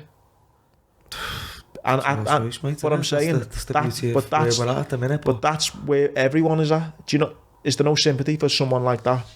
For me, no. Like, for me, the way I see it now is, originally probably 7 months ago, I was starting to get like waking up to this, but the idea that like we're all gonna wake everyone up and like this fucking cult, the way the system works has been developed over hundreds of years. The system. Do you know what I mean? The way politicians can do that, that's all being even more normalised now. Do you know what I agree. It's hyper normalised, it's normal. It doesn't even offend people anymore. No, they're more worried about what I'm saying than what they're doing. Like, they're more worried protecting their worldview than... They're used to it. So, my advice to you, mate, and anyone thinking like you now is organise locally. So again, the word community comes from the word co-mon, unity, mon is man, co is together, and unity means common purpose. So start organising locally. That's what I'm trying to do more of now. I honestly think this agenda, I'm not sure, like I'm open to you not needing the vaccine to fly anyway. They might say it for the next year. They might stop more flying next year and everything, and say it, so it sounds convincing. But I do believe they'll probably bail it on the last hurdle when it actually comes to... You don't think they'll bring it in properly? I'm not sure it's enforceable. I think they know it's not. I think like the Human Rights Charter says it's not. So again, they're rewriting basic human rights laws, aren't they? It might do though. It might do, and if it does, I won't fly. Do you know what I mean? Would a PCR test to fly to Australia and see my family? I wouldn't want to, but yeah, I probably would. So there are things I'll concede, but not my bodily autonomy, like to that level where they're going to inject me. But you understand though why people who maybe share your views and think it's bullshit and think it's corrupt. Well, you know, I don't understand, because then you're agreeing that you're being abused, but you're enabling your abuser. So then you're taking no accountability or responsibility, in my opinion. So I think you should resist as much as you can without detrimenting your family and yourself first. Do you know what I mean? Like, you know, I don't wear a mask because I am exempt, but if I wasn't, I wouldn't wear one. And if I went in the shop and the guy said, put your mask on, I'd say I'm exempt. And if he said, oh, it doesn't matter, I'd say, go on the Gov website, it does matter. You just broke the law. The law says if I'm exempt, I don't need to tell you or the police or a judge why. I don't wear a mask in court because I'm exempt. It's no one else's business. My medical status, not your business, not your business. Your bank account information's not my business either. Nor is your fucking health status. So, no, I don't understand that, mate. No, like, I don't get how you went to war and then how you can say that to me. Because, mate, I live a basic life in the sense that I've had a lot of shit happen to me in my life, mate. I want to be happy, and what makes me happy. What about your daughter? What about your daughter's future, where like she lives in a society where every 6 months Boris and his mates who just want loads of dough are making a new booster, and it's toxic. And alright, one vaccine's alright, but what about 100 over the next 4 years, or 100 vaccines over the rest of her lifetime that she didn't have to take? She's only taking them to fly. And if we'd have all said no, and said no, it's not happening, that then it would have lasted 2 years and crumbled, and then she never has to take a vaccine again. Where's that reality? What about standing up and fighting for what's ours?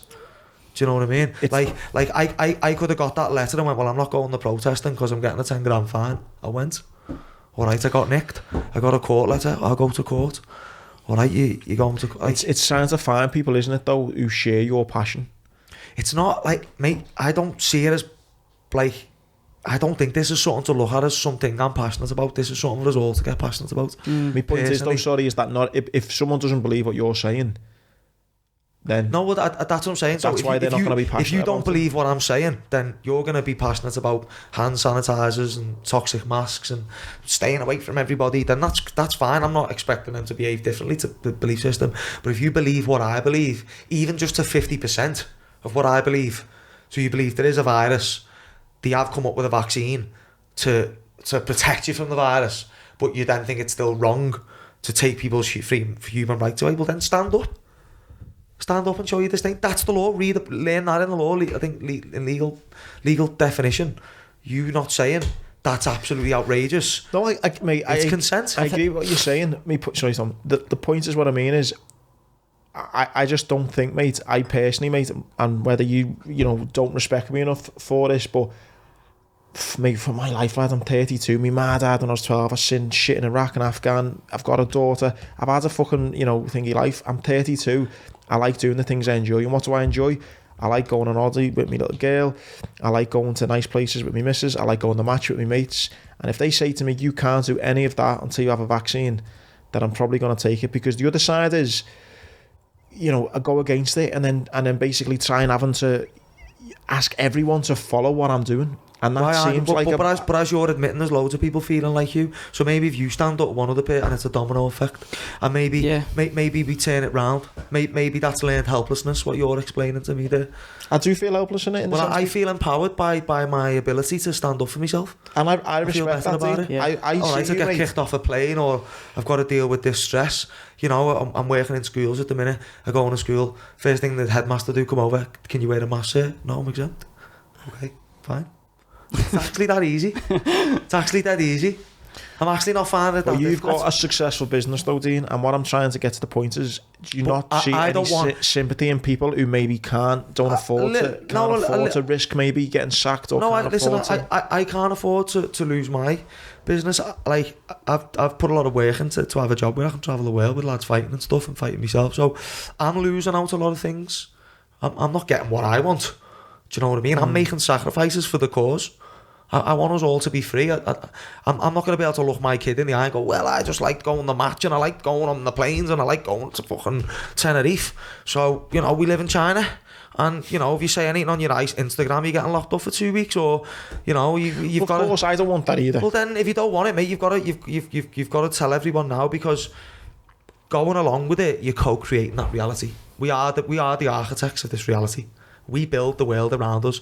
This little small number of people in this cabal that I'm explaining, they do exist. Whether they've got these really horrible intentions is another discussion, but this ruling class exists. You have to Google the World Economic Forum and sit and look at some of their... I've seen mates on it, that Nuremberg Forum and stuff that you...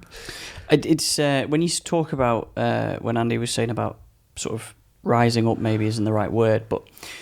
rebelling, for want of a better phrase. Civil disobedience is the right word. Civil disobedience. There were a number of, I think Italy, there was a load of businesses that I think there was it just stayed open, and I think there was like 1,000 businesses within one city. Yeah. And obviously they couldn't do anything. Like, they obviously needed to feed their families. They decided to stand up for the rights. Stay out, which 100% for. And a lot of them businesses would have probably got harassed by the police, given council orders. Like, there was that guy in the tattoo shop, Aaron Sutton. Don't know if you've seen him. He was having... Yeah, I saw he that. was using, like, the common law sort of approach. How valid that is, I'm not sure, but good on him for trying. And he got arrested. He had his stuff took off him. But I'll bet you any money he never gets a criminal eviction or a fine. Because there's no leg to stand on here yet. Mate, like, I'm with you on so much of it. My point is... it comes back to just like it's almost like picking your battles type thing. And I think throughout this whole thing, rightly or wrongly, I went to celebrate with everyone at Pierhead. I've saw my dad every single day. I've saw friends so I've not like stuck to, what I mean? Taking it seriously. We've done podcasts throughout the thing when we shouldn't have. Do you know what I mean? I've not done any of that. So I'm not saying I'm like this.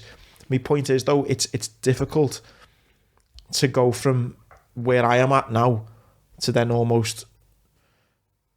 I don't know, mate. I don't know what you're expecting me to say here, mate. I'm not expecting. I'm just explaining where I'm asking people to stand up for what they believe in, whether they believe in the opposite to me or not. What I don't want to see is people shutting down debate, or people simply saying, well, what can we do about it? Because I just think that's not going to get us anywhere, and we all have a duty to the future generations to do something. That's my thinking. I'm 32, I've already had a decent innings already. I've enjoyed my time. I want kids very soon, and I don't want to bring them up in a communist style, Chinese, technocratic. I don't think anyone does, mate, and there's a lot of people who are. So many people I speak to, don't want that either. I'm just saying, and I'm maybe I'm not making my point well enough. I'm just trying to get to the point. Do you not see how hard it is for people to then... I see it. What's hard is breaking the conditioning. It's breaking through the learned helplessness. It's breaking through the conditioning. That's what's hard. That's what I have sympathy for. I don't have sympathy for them playing along. Why would I? It's fucking... You've got free will. That's another legal term. Free will. I'm using my free will. It's my free will to not follow this bullshit. So I have sympathy for people breaking through the conditioning because I know how solid we're conditioned and how well programmed we are. That's what I have sympathy for. Do you know what I mean? I do have sympathy for that. And a proper, I commend anyone who is on that battle of self-discovery now, because waking up, I don't like calling it now, but becoming aware is a painful process, because it's human nature. It's not nice to have your belief systems or your worldview challenged, which is why we have these polarised two ends of the spectrum. I get that. I'm trying to get better at how I get my message across, where I'm not leaving myself open so easy for the straw mans, you know what I mean? Where it's like... So, yeah, no, I don't have sympathy for anyone who's willing to play along with something that they think is wrong. I don't have sympathy for that. I wish if you could reel back time, that maybe like in April, May, that's small. I'm sort of blowing the horn for small businesses here, just because it's the one thing that I think is ruined a lot of people's lives. Certainly businesses that have been passed down generation by generation, and ultimately has an impact on families' financial situation. But if we'd have had that, because I didn't see any small businesses stand. I saw a few small businesses. I saw I think a Nick guy who has a gym, obviously you, but not in the sense of it wasn't people, in numbers. It wasn't in numbers. It's got to be in mass. Yeah, and that's what I'm getting to. If there was more people in mass, maybe you say I'm on the fence. Maybe it's that kind of. You got to pick your battles. If you'd seen something where it was like, wow, and I only think that's happened, mate, the fucking longest the circus has gone on for, because I think, it did work. People were fucking petrified. I always take the piss out of my dad.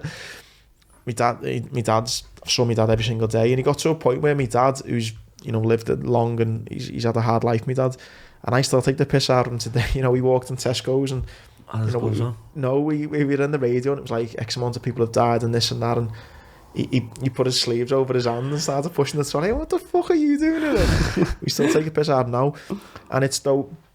So the scaremongering, that it did work. It got me for a bit. And I thought, I've got asthma, I've got really bad lungs. I don't want to get a fucking. And then as it went on, again, what this government have done is the stupid fucking rules, and you can't open because you're a beauty salon, but you can't open because and you can't stand there. But it's became a fucking circus. It's became a circus, and that's what's pissed people off, that people can't live. And the problem I see though, Dean, is people have a problem where they want to work, they want to provide, all that. They're there. And the thing in the middle is the government that's stopping them, right? And there's this over here, whereas it's happening because of fucking Epstein, the cabal, this. And it's like people, I think, want to go and attack the government and lift the freedoms, which what yous want to do over here, but they can't quite match all of those things together. Yeah, bridge that gap. Yeah. Whose agenda is the government enforcing? We're on Jeffrey Epstein here. Yeah, I found supporting innovation in science and education, go on projects or about. Let's have a little look. I've got a funny feeling, Dean, you've been on this website before. But it just sums it up. So why is a guy who had an island where he ran basically pedo parties, which is mainstream knowledge now, why is he so interested in funding science and education? Just think it's a maybe a cover up for. No, I'm answering my own question. Why is he meeting Bill Gates then? What does Jeffrey Epstein and Bill Gates talk about? Tell me that. It's like a bit like Breaking Bad, where the teacher's like, it's a good cover up, isn't it? If you're you're a massive pedo, but it looks like you're doing. Yeah, it looks like you're doing good work. Yeah, I mean, that's definitely part of it. Like Bill Gates, that's philanthropy. They all want to look like philanthropists, obviously. I get that.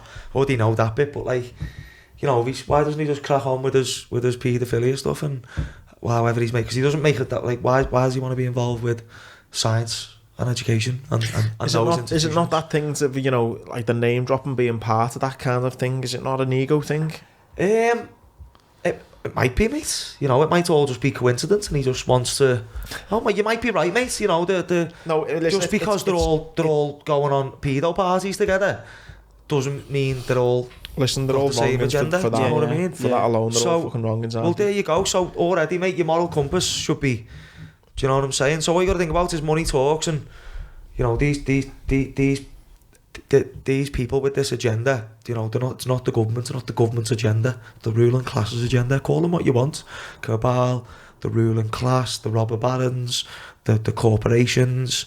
You know, it's all the other thing that feeds into that though is through all this pandemic, so many. Listen, I'm from fucking Bootle in Liverpool. You know, and Liverpool is a city, but I mean, especially somewhere like Bootle.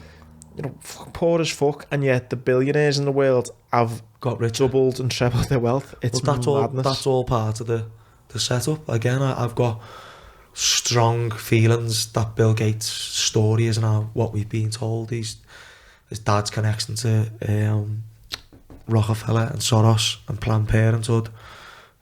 They run that Planned Parenthood with the aborted babies, which are then used in food, natural flavourings, Cinemax. It's like, when you start looking at this stuff, it's like fascinating, like how they've got the tentacles in fucking everything. Like, it's insane. Do you know what I mean? We could just jumping back to Jeffrey Epstein, because I know for some reason that it's so recent projects. So these are just some of the projects that he'd been involved in. So like the STEM, so science, technology, artificial intelligence, science. It's like look at the institutions that are coming up in these. That's what I do think's mad, because you know, if I was a fucking billionaire, I'd give back to little community projects in Bootle. But you know, aside from that, you wouldn't fucking see me. Yeah, you wouldn't be like saying, right, we've got to fucking vaccinate every kid on the planet because you're a billionaire. Yeah, like that wouldn't be your gig. No. Viewers wouldn't. No. Sorry, it wouldn't. I'd build footy pitches in Bootle. That'll be me, mate, and then I'd be on a beach somewhere far away. So they're not real philanthropists, is what I'm telling you. It is. That is really strange. Some of the things he's into. The front men, a lot of these billionaires and these corporations are owned by what? These are my opinions now, but I believe all these mega corporations that massively profited from the pandemic, they're all, you know, tied in somewhere to these ruling classes. It's not that out there. It's not that far. It's not that out there, really. When you actually sit back and weigh it all up, it's not that out there. Do you know what I mean?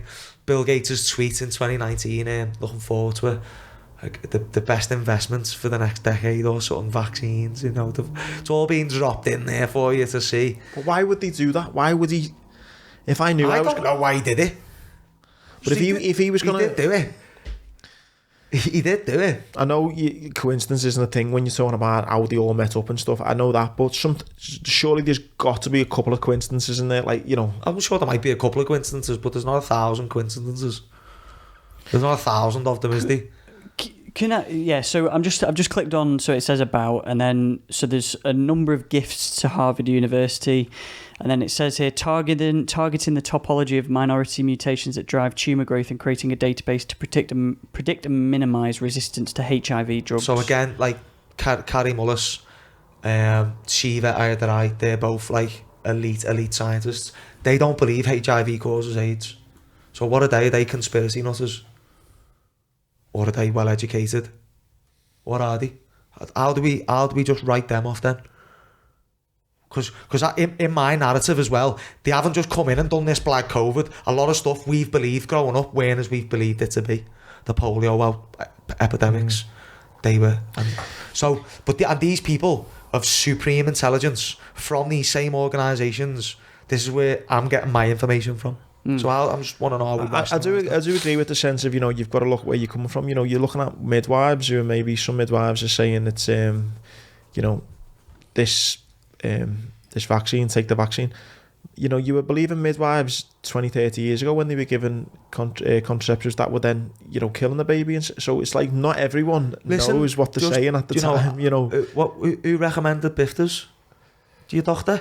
Do you know what I mean? Like Camel, you know, your doctor's choice of smokes. Doctors can be wrong. And, of course, you know, they can be wrong because they're only reading off the big pharma handbook. Who do you think controls the academic institutions? I mean, how do you control the narrative in the new age? The new age religion, scientism. That's what like wind back 2,000 years, you had your religious priests. They've just morphed into Chris Whitty and Matt Hancock and the new religion, scientism. That's how I see it. That's really how I see it. But I think though, Dean, as well, what kind of dampens you in your kind of pursuit to get everyone to realise what's going on is that normal fellas, people you'll be friends with, who just want to provide, want to give a good life, and are fed up with the bullshit rules government are doing. But they're not what you've just said they want. They're going to lose that ability. But they won't see all of this, and they won't have time to dissect all of this, and that's the problem. But if it's threatening their livelihood, then they better find time to like, it's going to ruin them. This is what I'm saying. You're trying to get me to rationalise the idea. So you're telling me now, these fellas know it's all wrong, see it's going to be communist like China, but they just want to work and get on with life. Well, the communist like China that they're moving into might deprive them from having a job because the economy is so poor by 2030. Do you know what I mean? What they want is the super rich to get even richer and use super capitalism while we get pushed down the pile into communism. A bit like the Hunger Games sort of reality. That's what they're sort of striving for. But what I see though on the news is there are people who are against obviously this. So there's a lot of high profile people speaking out. So how then can this happen if there are these high profile people speaking out? Because of what you've just said. These people, their whole livelihood depends on it, but they just can't be asked to research the facts. And these people in power, they understand the human behaviour very well. That's why they call the Illuminati the Enlightened. And the Enlightenment definition is knowing thyself and the nature of true reality. They know that. These people know that. Do you know what I mean? They understand the human behaviour. They know they can put X, Y and Z out and the flock's going to do this, just like a farmer knows with his sheep. The master manipulators of human behaviour. So that's what we're up against. And like you said, mate, these people who just want to get on with life and just be happy and just be free, they're the people, like, by playing along, they're never going to get that. They're getting it in the short term, but they're going to lose it.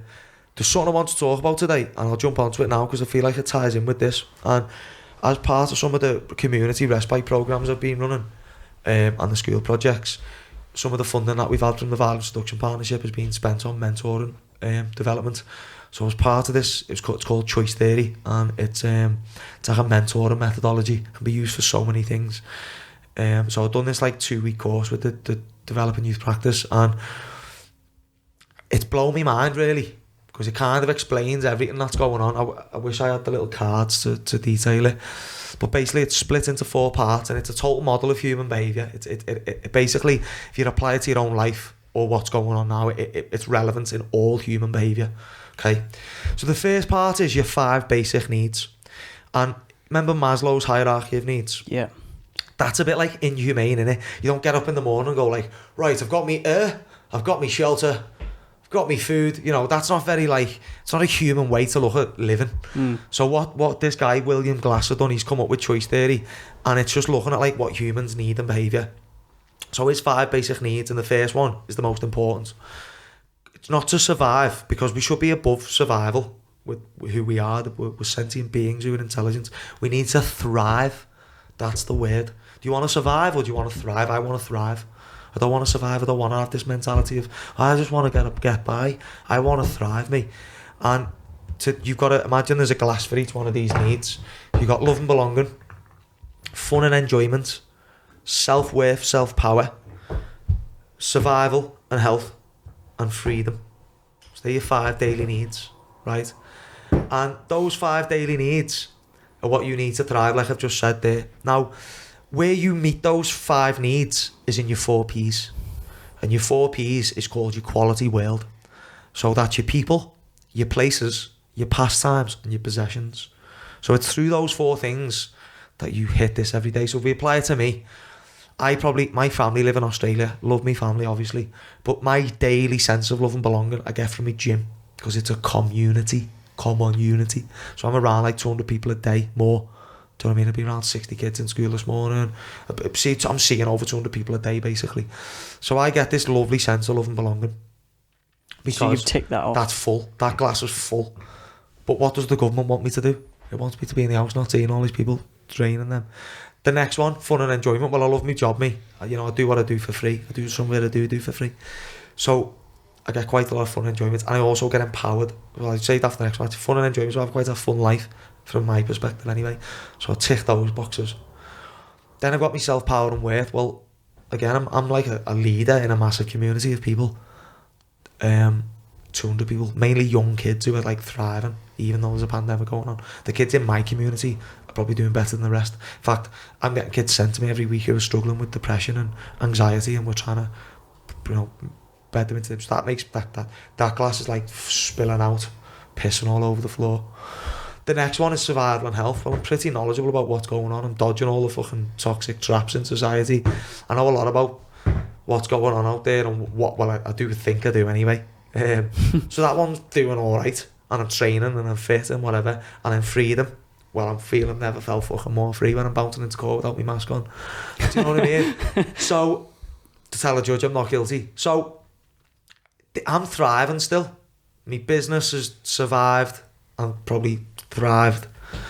So can you see, by the government taking ownership of your quality world, deciding the places you can go, the people you can be with, the pastimes you can engage in, all you've got left's your possessions, and they're coming after them in 2030.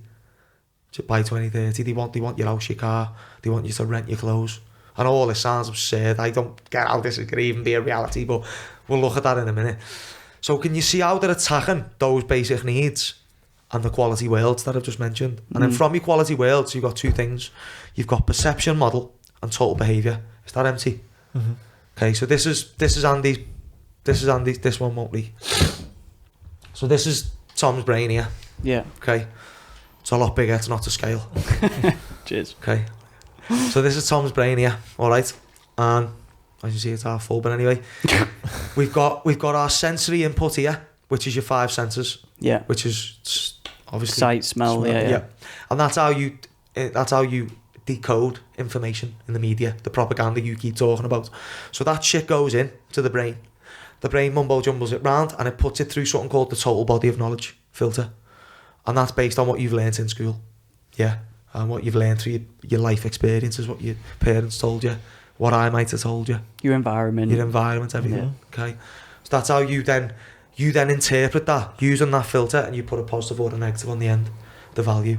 So me, you say, Dean, I just had the vaccine in my brain. Like, stay back, get away from him. Whereas the next person's like, I'm safe. They put it in the positive thing. Yeah. So by controlling what you see and what you know, or you think you know, or you believe, or because no one's not a belief system, but what you believe, they can control how you put a positive or a negative. So from that, we've then got the car. So now this is a car. Okay. And with the car, this is the last part of it. This is your total behaviour model. So this is how they then get you to behave, right? So your car's got 4 wheels. The front 2 wheels are what steer the car. And they're the ones you have more control over, which is actions and thoughts. Which ones do you think you'd have got more control over out of them two? Actions. Your actions, yeah. And then your last 2 is feelings and physiology. So, if something bad happens, you can't help feel gutted. It's not something you know what I mean? So then they're basically driving this car now because they're owning them 5 needs. They're dictating our quality worlds. I mean, even just on the perception model anyway, just by controlling the information you see and what you think you know, that they're able to control, what positive and negative you put on it. And then they totally understand the psychology of getting you to behave. Like the sage, sage, I find it hilarious that they're even called sage, but anyway, just because of what a sage is, like a wizard or like a necromancer or something. You know what I mean? I thought it was a herb. It is as well, but like it's also a sage can be someone who runs a cult. Okay. A leader of a cult can be called a sage. Yeah. So, anyway, they've got all this stuff about using hard hitting emotional messages. So basically emotional blackmail to get people to do this. And seeing Paul Offit, a really high profile pro-vaccine doctor, saying the best way to roll this vaccine out with fear sells. That's the best way to get it. That's how we're going to do it. We're going to scare them into taking it. And it's like, you fucking psychopaths. Do you know what I mean? So isn't that a very interesting model?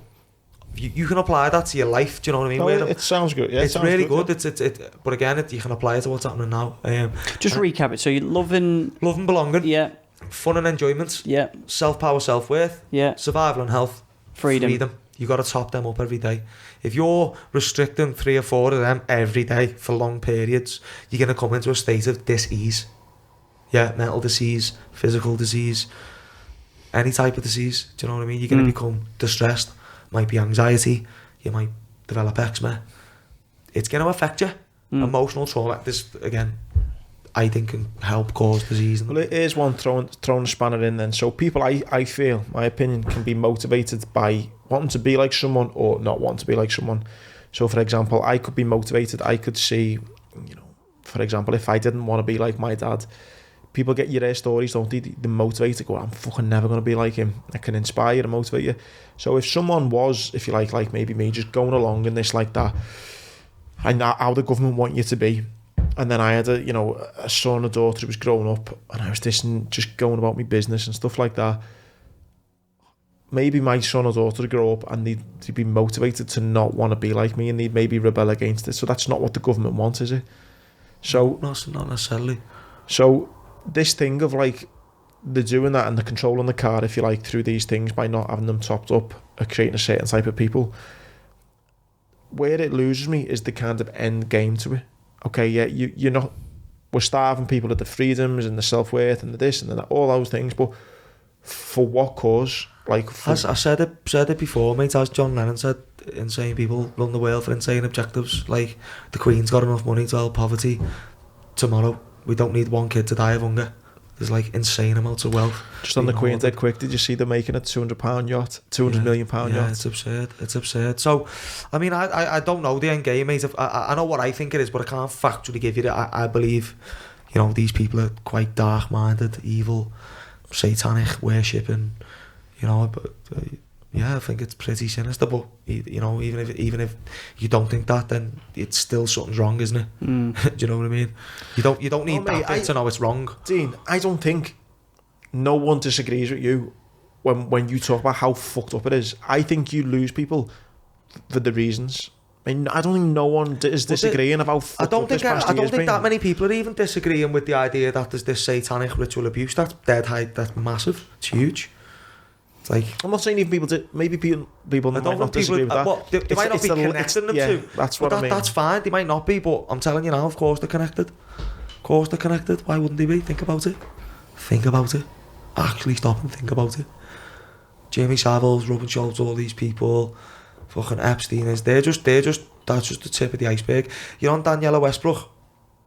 And Brian Harvey. I know she is like... well, Brian Harvey from E17, he shared some stuff about paedophilia, and like, he went to London with her or something, and they went in a bar with a secret door, and Ghislaine Maxwell was in there, and there were kids in there. Like... It's mad. I don't make this up.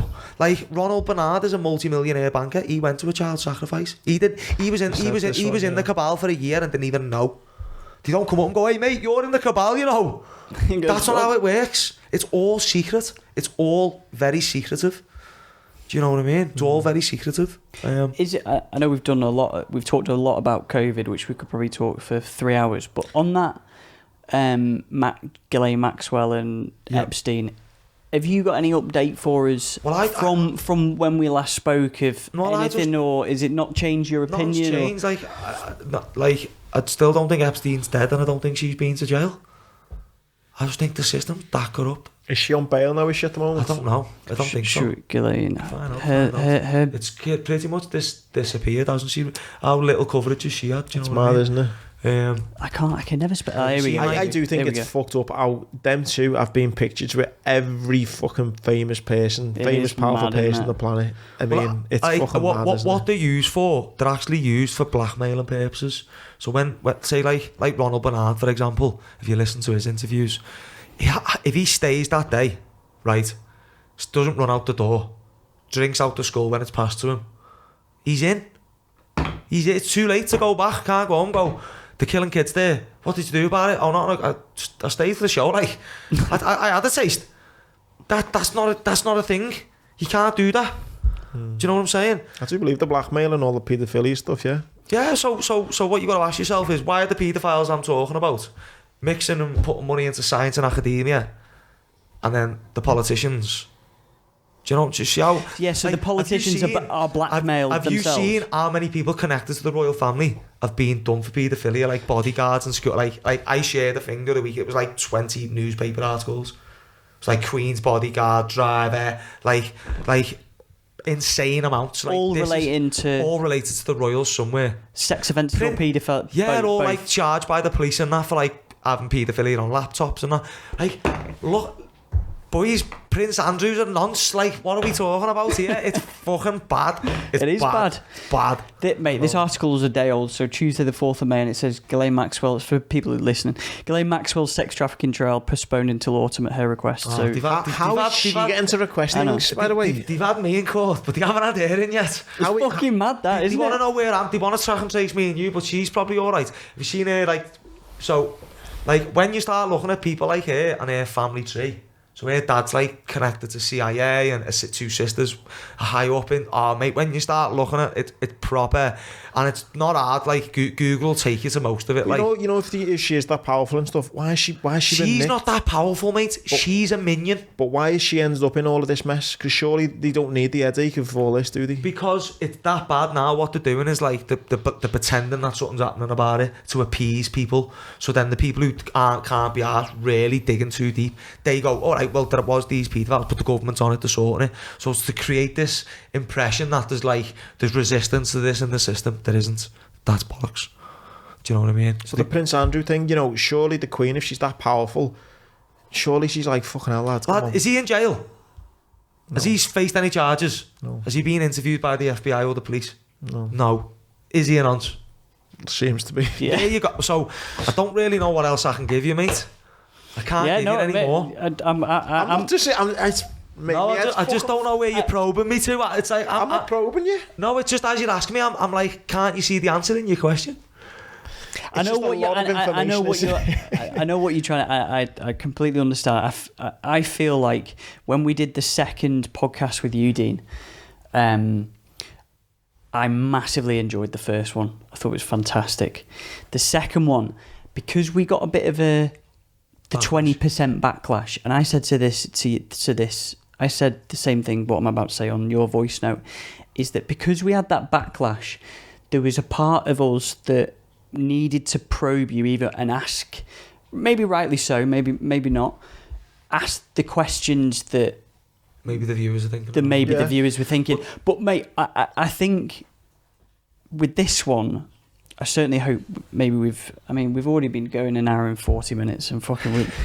But I've enjoyed this one more though. Yeah, no, you're right. And what I kind of wanted from this is in essence to just hear without us probing as much. Too much, yeah.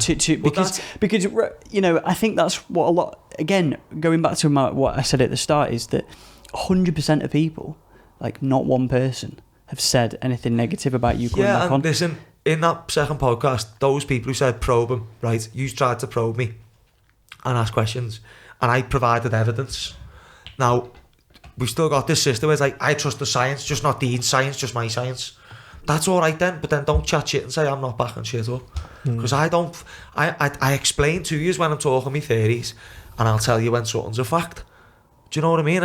It's frustrating to see people denying the facts as if the theories. So podcast 2, we tried to hit that up. We haven't done that today. We've just kind of bounced the reality. What we talked a lot about today is our observations, isn't it? Which is again, it's a bedrock of science anyway. The point I'm saying is, you know, if we're top gangsters, right, top drug dealers, you know, we've got things on lockdown. I'm just saying, I'm not giving up fucking Tom. But if you've got a multi-million-pound heroin campaign, but you're gonna give up Tom for having a half a spliff in his pocket to get away with the multi-million-pound cocaine campaign, are you gonna do that? Okay, yeah. That's what you're seeing. They're going, oh no, he only had a little half a joint in his pocket. So slap on the wrist, Tom. Get rid of that fucking 100 kilo ML there, Andy. That's what's happened. That's what I'm trying to explain here is just because... It is mad how that thing's, the Prince Andrew thing's just been swept under the rug. I think that's mad. Yeah, it is insane. Yeah, no, it's hilarious. And again, it goes a lot deeper than that. There isn't really any news. Like Did you see the thing in the Did you see the thing in the paper when the Prince Harry, Meghan Markle thing, and said the biggest thing to rock the fucking royal family, and it was like, hang on, 6 months ago, Prince Andrew was accused of nonsense. That's all just narrative controlling again, in my opinion. Do you know what I mean? They want the race divide. They want. It's just that. I'm not sure that had that much weight in it. A big thing which I wrongly predicted from the last podcast was a Donald Trump win, which I thought he would storm the election. I thought he was going to win, to be honest, because as I've said before, he's still, like, I think that's a big, massive play. Like, he's as cabal as the next guy, fucking Gates, the rest of them, do you know what I mean? But it's that illusion of, like, look at this guy, he's fucking on our side, and again, more of that creating divide, do you know what I mean? Drain the swamp, all that shit. That was the, before he got into power, he was saying, he was going to investigate the link between vaccines and autism and, and all this type of stuff. So that was a really good bit of psychological warfare, the Trump thing, I think. And now you've got Biden in there who's fucking mumbling his words. And it's mad how they've got him in. He's fucking like 80, is he? He's got dementia, hasn't he? You can imagine if you own a news organisation like Murdoch or whatever, the advertising dollars that you've lost and clickbaity stuff from Trump not being in power. Because honestly, I have not seen a single thing about Biden. Every other day there was something on Trump. Yeah, I just think if you're a CEO of a business, would you have Biden in charge? Like, he's got nothing. It's mad in how he's now running America, I think. I'm not saying I wanted Trump in. I just mean just as a leader in general. I don't want any of them. I don't want the system. I want a different system, and that's why I won't be, like, we all suffer from saviorism. I don't anymore. Like, Trump's not going to save us. Jeremy Corbyn or, none of them are going to save us. Doesn't matter. Anyone who's being presented to you by the system will somewhere, Bernie Sanders, all these people, they're all just a not so obvious establishment. Do you know what I mean? The true saviours is each other. It's left and right. It's not up. It's across as each other. Like, my long-term plan now, mate, is I've been working on this with a few others. This is just like something for about 40 people to get involved with. And basically, if we think about where the agendas are going, like, there's something called Project Veritas. They had like a high up CNN guy secretly filming him in a conversation. He's like buzzing off the COVID thing, and he's like, the next COVID thing's going to be global warming, do you know what I mean? That's our next big COVID push. So I know where the agendas are going, and what I've got to stop doing now is just banging my drums saying, get on this, because it doesn't change my life. And what I've realised is the tide's not going to turn, but what I can change is my reality. I'm a co-creator of my reality, we all are, and I don't have this mentality if I'm helpless. I'm not helpless.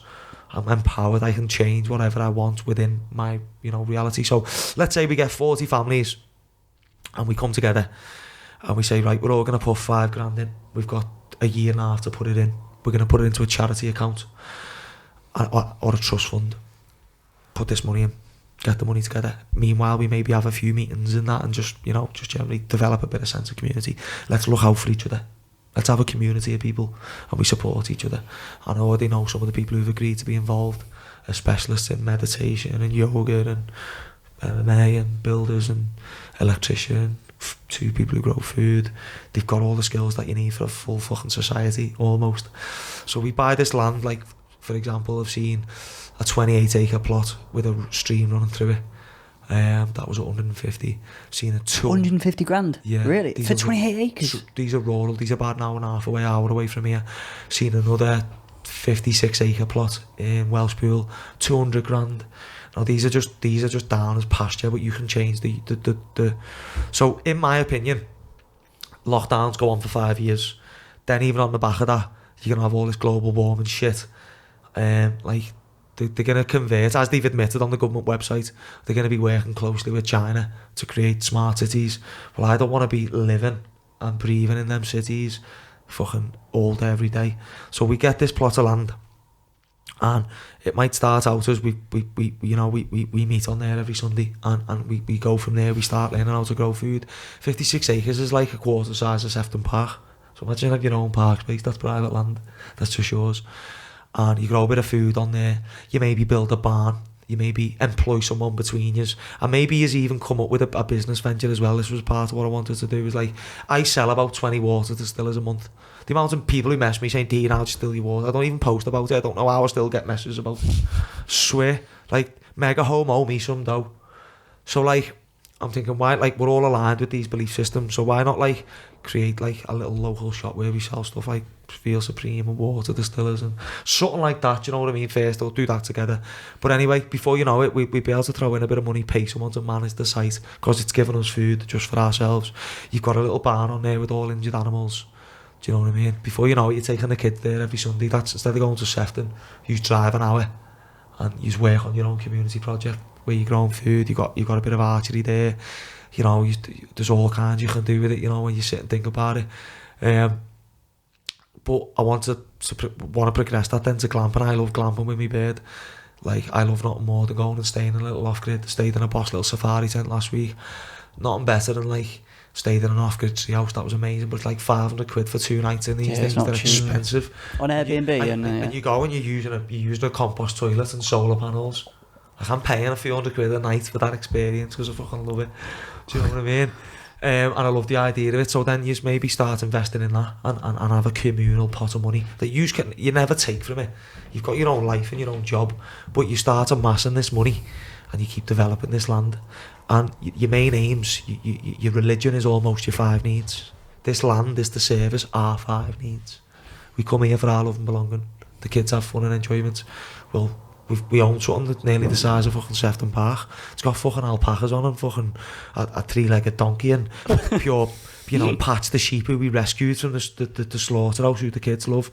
Like, that can be your reality. You have campfires, live music, you run retreats from there that you charge money for, that you put back into the communal pot. You know, you sell EMF protective clothing. Who knows? You've all got these aligned views. You know, it's only for people which don't have to agree with me. Mate, that sounds brilliant though. So well, there's people who've done this in the States and they've smashed it. That idea of just, I mean, there's so many people who are paying money every weekend to go far and wide to just have that. But let's build it ourselves. Build it not too far away. Would you have like a school in there somehow? Well, that was another one, a forest school. But really, like that forest school, there's a forest school in Crosby. That is chocker. Like I've got now kids who are expelled from school with me full time in the gym. A few of them who are like 11. Because the parents are struggling with them or they're really gravitating towards MMA. Like, we've got a classroom, we've got a BTEC, so like there's no reason why we couldn't have a forest school on that site that our kids go to or whatever. And it does, like I said, the Shropshire one was 52-minute drive on the sat-nav. Do you know what I mean? It's not that far, yeah. Well, it takes me 20 minutes to get to the gym from ours. Two and a half times that. Throw a podcast in on the car. Leg it? No bother, put the leggings on the way. And then, you know, I'd love to one day, then have like some sort of off-grid dwelling on there for myself. If you had a big massive 56-acre site, like there's some company there, Mountain Monkey or something, and booking something for the lads on the college course there. They bring like a climber wall to you, archery, axe throwing, do all that type of stuff. And there's so many places you could take it. And again, we're going to have a lot more people not flying probably, wanting to use the UK. And we're going to have a lot more kids who are struggling to reconnect with nature. Like, the main aims you'd have behind it, wouldn't it, would be like, obviously, developing community. How would you do that? Well, reconnecting with nature, you know, propagating health, physical activity, hobbies. So I've got some great minds who are involved in that at the minute. They're happy to, like, just tell me what bank accounts I've got to put me 50 quid a week in. I might be there with you. It sound like a boss idea. Yeah, so I'm gonna. This is why I'm a bit less like, oh, we gotta do something, guys. We're all gonna die. I've realised, like, people are gonna follow the narrative. People are gonna sit on the fence. People are gonna do something about it. And unfortunately, it's mob rule. So, you know, your vibe attracts your tribe. So start thinking about your vibe. You know, you said it before, Andy. What about these people who are like, they feel too small to stand up? Well, if they stand up, the next person who feels too small will stand up. And that's where we're at, mate. You've just got to attract your vibe now. You've got to attract your tribe with your vibe. Do you know what I mean? And for me, I think that's actually some sort of solution for me. Because again, if I've got 3 kids in 10 years' time, and I imagine what that's going to look like in 10 years with the vision that you've all going to come and co-create. Like, 10 years ago, I had this idea of a gym that, like, produced, like, elite fighters, you know, that was involved with education and employability in the community. And, like, you know, we're talking about getting rid of plastic bottles and having an alkaline water machine so we're not adding waste to just little things, like, and I've made that vision a reality. Do you know what I mean? I've seen it first hand. So if I can do that, why can't I do that? I can do whatever I want. I've broke free from this learned helplessness. Do you know what I mean? I really think we can create these realities. It's just, and then you've got to be the change, haven't you? Like, there's a guy called Michael Tanzi, I've talked about him on the podcast in the past. He's got loads of stuff on this, the Ubuntu movement. So again, you've got communism, socialism, and capitalism. I don't think all of them lead you to a debt slavery system. What this is based on is something called contributionism. So in this group that we've got, the 40 families, you've all got to give an agreed amount of time a week to the community. No more than 3 hours, so it's capped at 3 hours unless you're that passionate that you want to carry on, but then you can't moan about it, do you know what I mean? But if you're as a joiner and you're going to help build the barn on Sunday, and you bet, you know what, I'm a yoga teacher, but I'm just going to do yoga with the other mums who are here because we're having a day out as well as doing a bit of work. It doesn't matter what you profess, they don't differ in value. Your time's your time. And do you know what, we never mentioned this before, but you know, we talked about loss of businesses, loss of, you know, seeing family, like your loss of time. That's your biggest commodity. Yeah, can't your get it back. time on this earth, you don't get it back. On this earth, you don't get it back, mate. So, you know, if these lockdowns are going to be carrying on, I think they are. You know, I think there's going to be an autumn-winter lockdown. I think we're going to stay in tears. Well, I know we are, mate. Like, it'd be hard to convince me we're not, because I know the vaccine can't be used without emergency use powers. So it's very hard for me to see past. It's very hard for me to see them saying, right, you can't use the vaccine until 2023. That's not going to happen.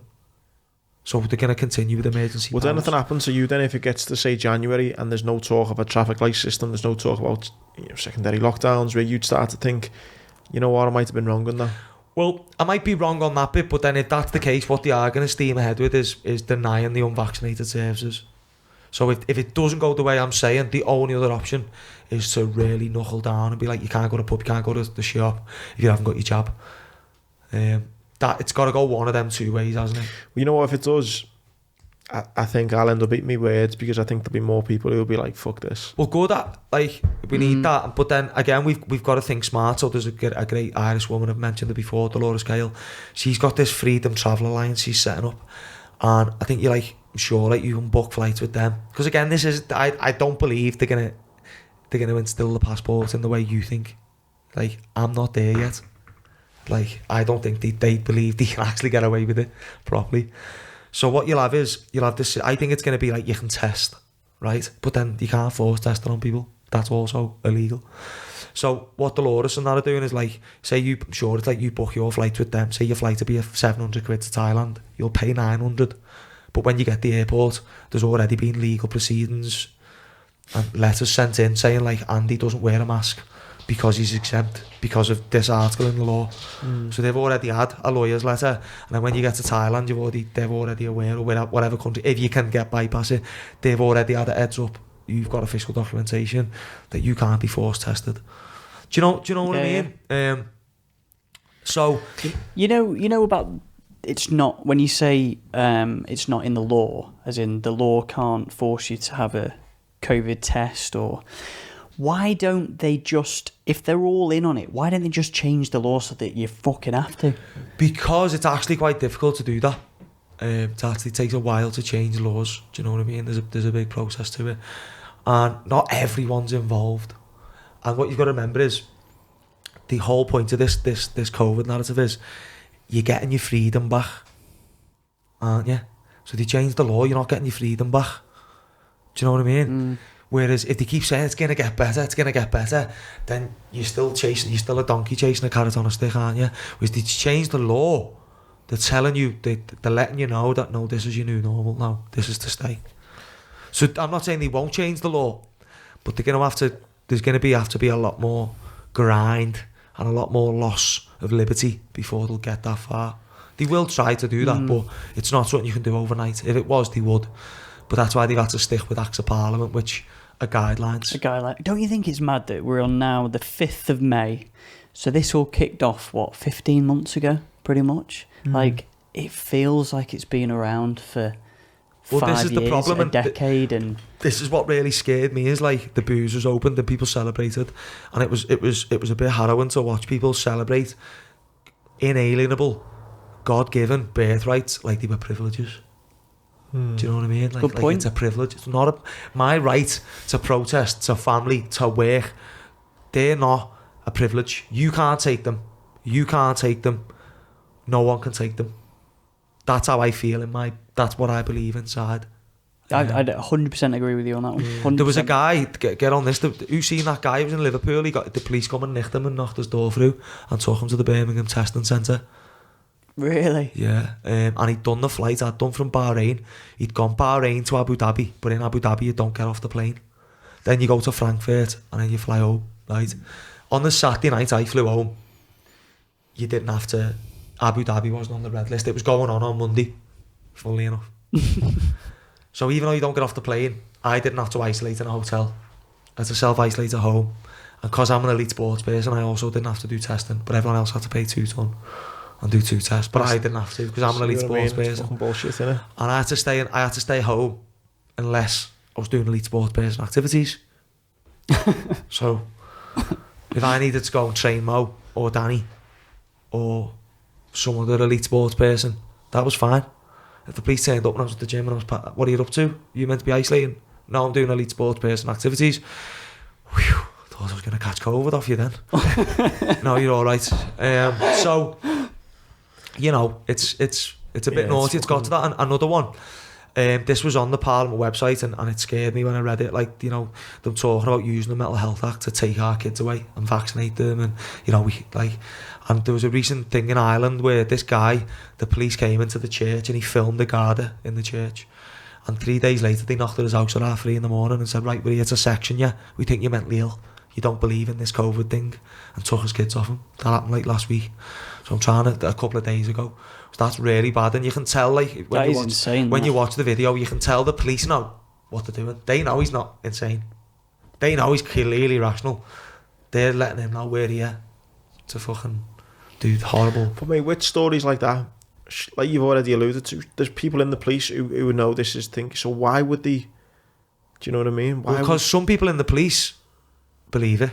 Some people are enjoying the power trip. Some people join the police because they want power over other people. Some people be coaches because they want power over other people.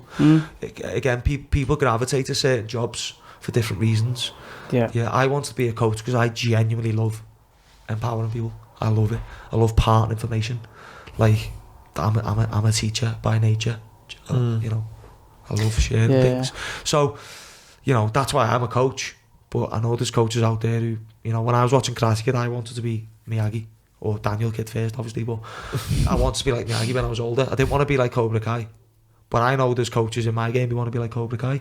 There's busies who want to be Bad Cop. Isn't there that thing now, The Line of Duty? I haven't watched it, but I've heard it's pure corrupt. Is that not them just normalising that you've got a corrupt police force? And get used to it because we're going to the China model now. That's what I see it as.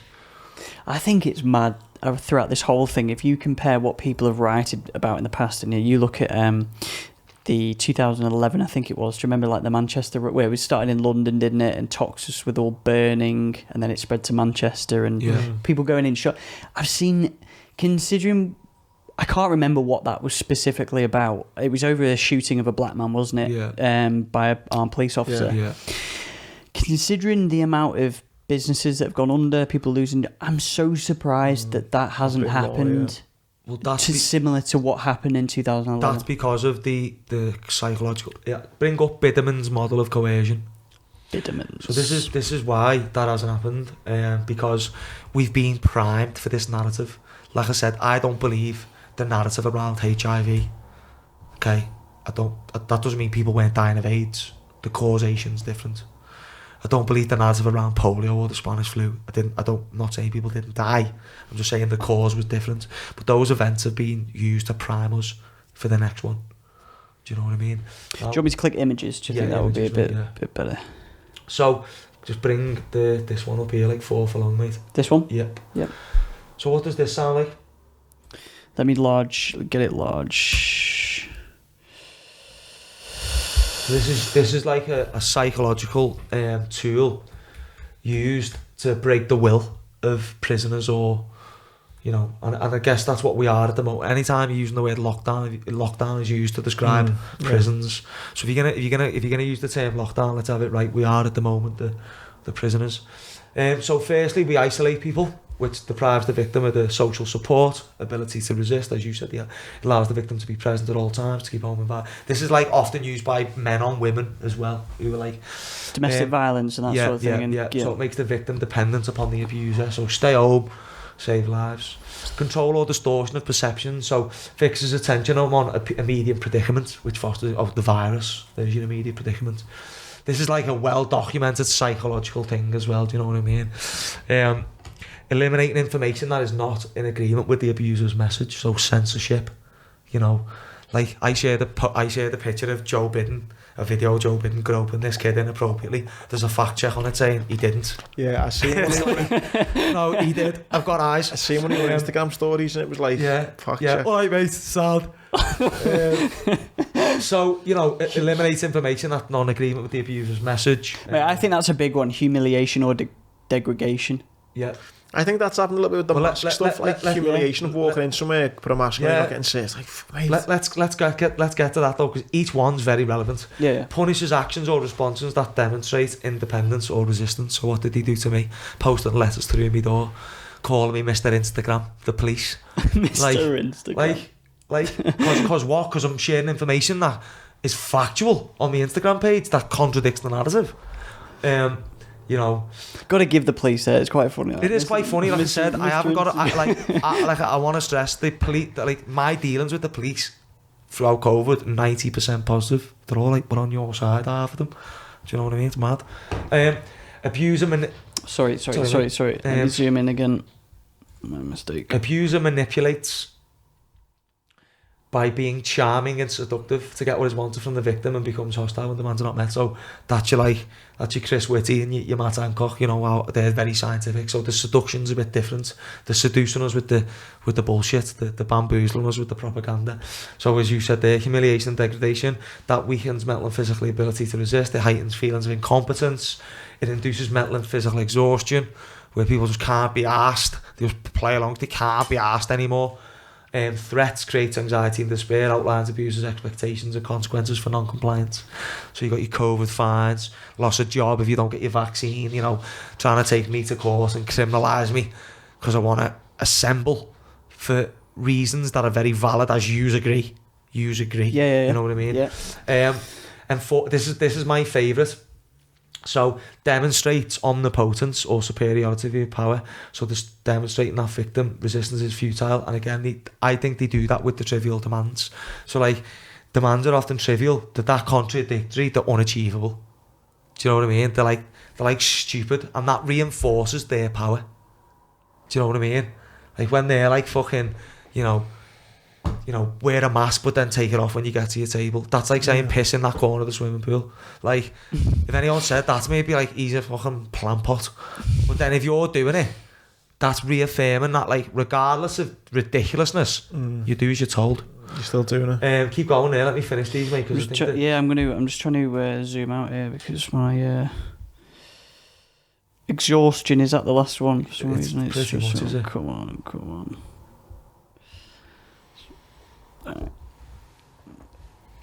Well, you can see anyway, can't you? You can see why there's a lot of behavioural psychologists on stage, can't you? Yeah, it's that was a big thing at the start, is that they did employ clinical psychologists. They wouldn't tell you who it was. Did you remember that? They wouldn't even tell you who was on the board of stage. For that reason. Yeah. So the last one, mate, was fucking how do we scroll? Here we go. Oh yeah, occasional indulgences. And gone. The abuser uses sleep deprivation to keep well. That's not really that relevant, but certainly deprivation of other things like right to family and that. But then occasional indulgences provide positive motivation for conforming to abuser's demand. So you can go to the pub, get your test, and you can all go raving circus. You know, victim works to earn these indulgences, so we're all in this together. Do you know what I mean? Hands, face, space. If you know, the road to recovery. Don't do this. You know, kids need to sanitize their hands or they'll kill granny. It's not a fucking 5-year-old's job to protect granny. The other way around, you lunatics. But we've been conditioned now, and this is basically the blueprint of the lockdown model, from what I can see. I mean, it says it all there, doesn't it? Yeah. I'd agree with pretty much everything you've said. That's there. all that lockdown has done, all of those things, to be fair.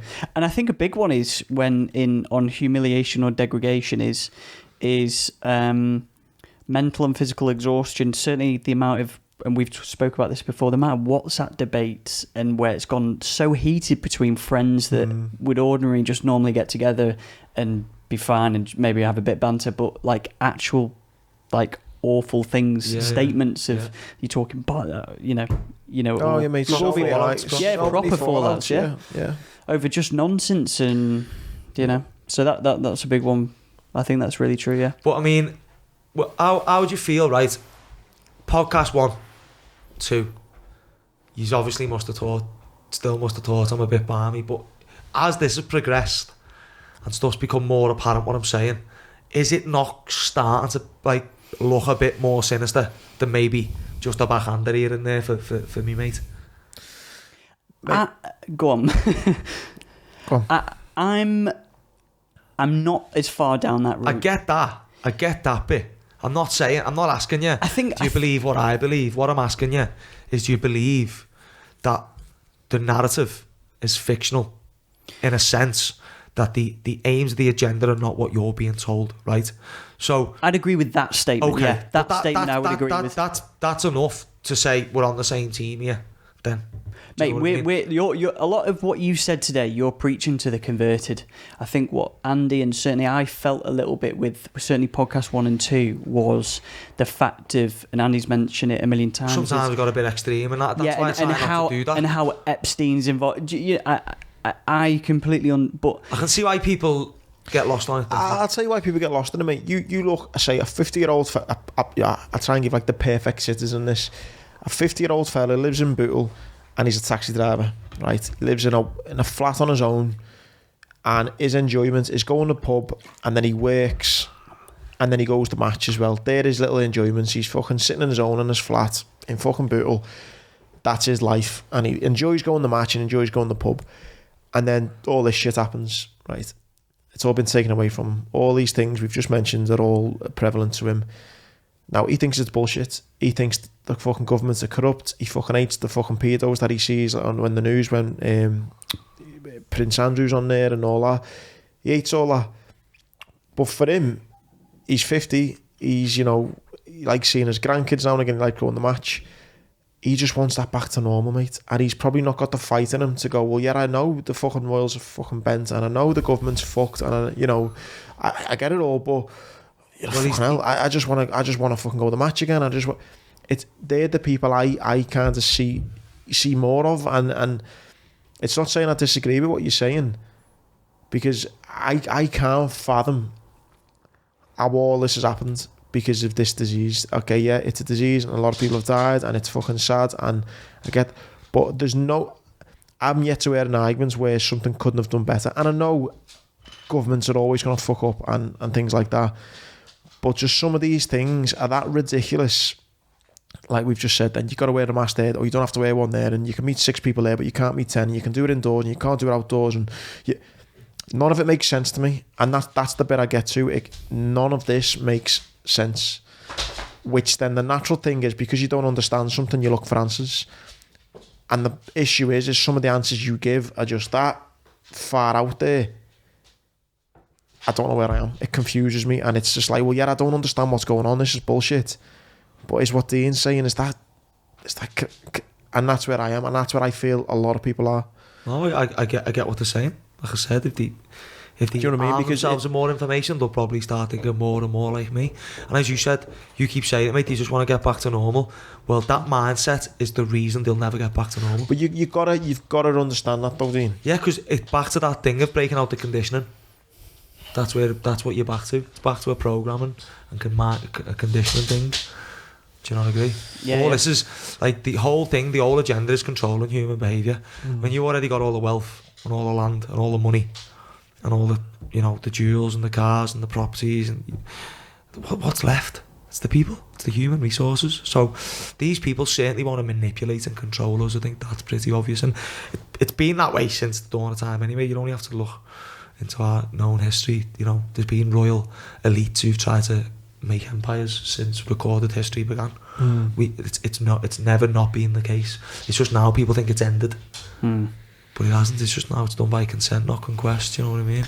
Mate, I certainly from the last, I think a lot of people certainly resonated with the second podcast, and now we're on the month 14 or month 15 of all this. More and more people are agreeing with it, and I think the big one for me, mate, is that just control of power. I think it's just gone. If we take an overview of what you've talked about, people going into your business, and people police knocking down doors, just all that control, I think, is a big one for me. Maybe not, certainly not the Epstein and all that sort of stuff, and drinking the blood and all that. It's more for me like just the control, which is really starting to wind me up. Certainly. But what I would stress again is these police officers haven't come up with this.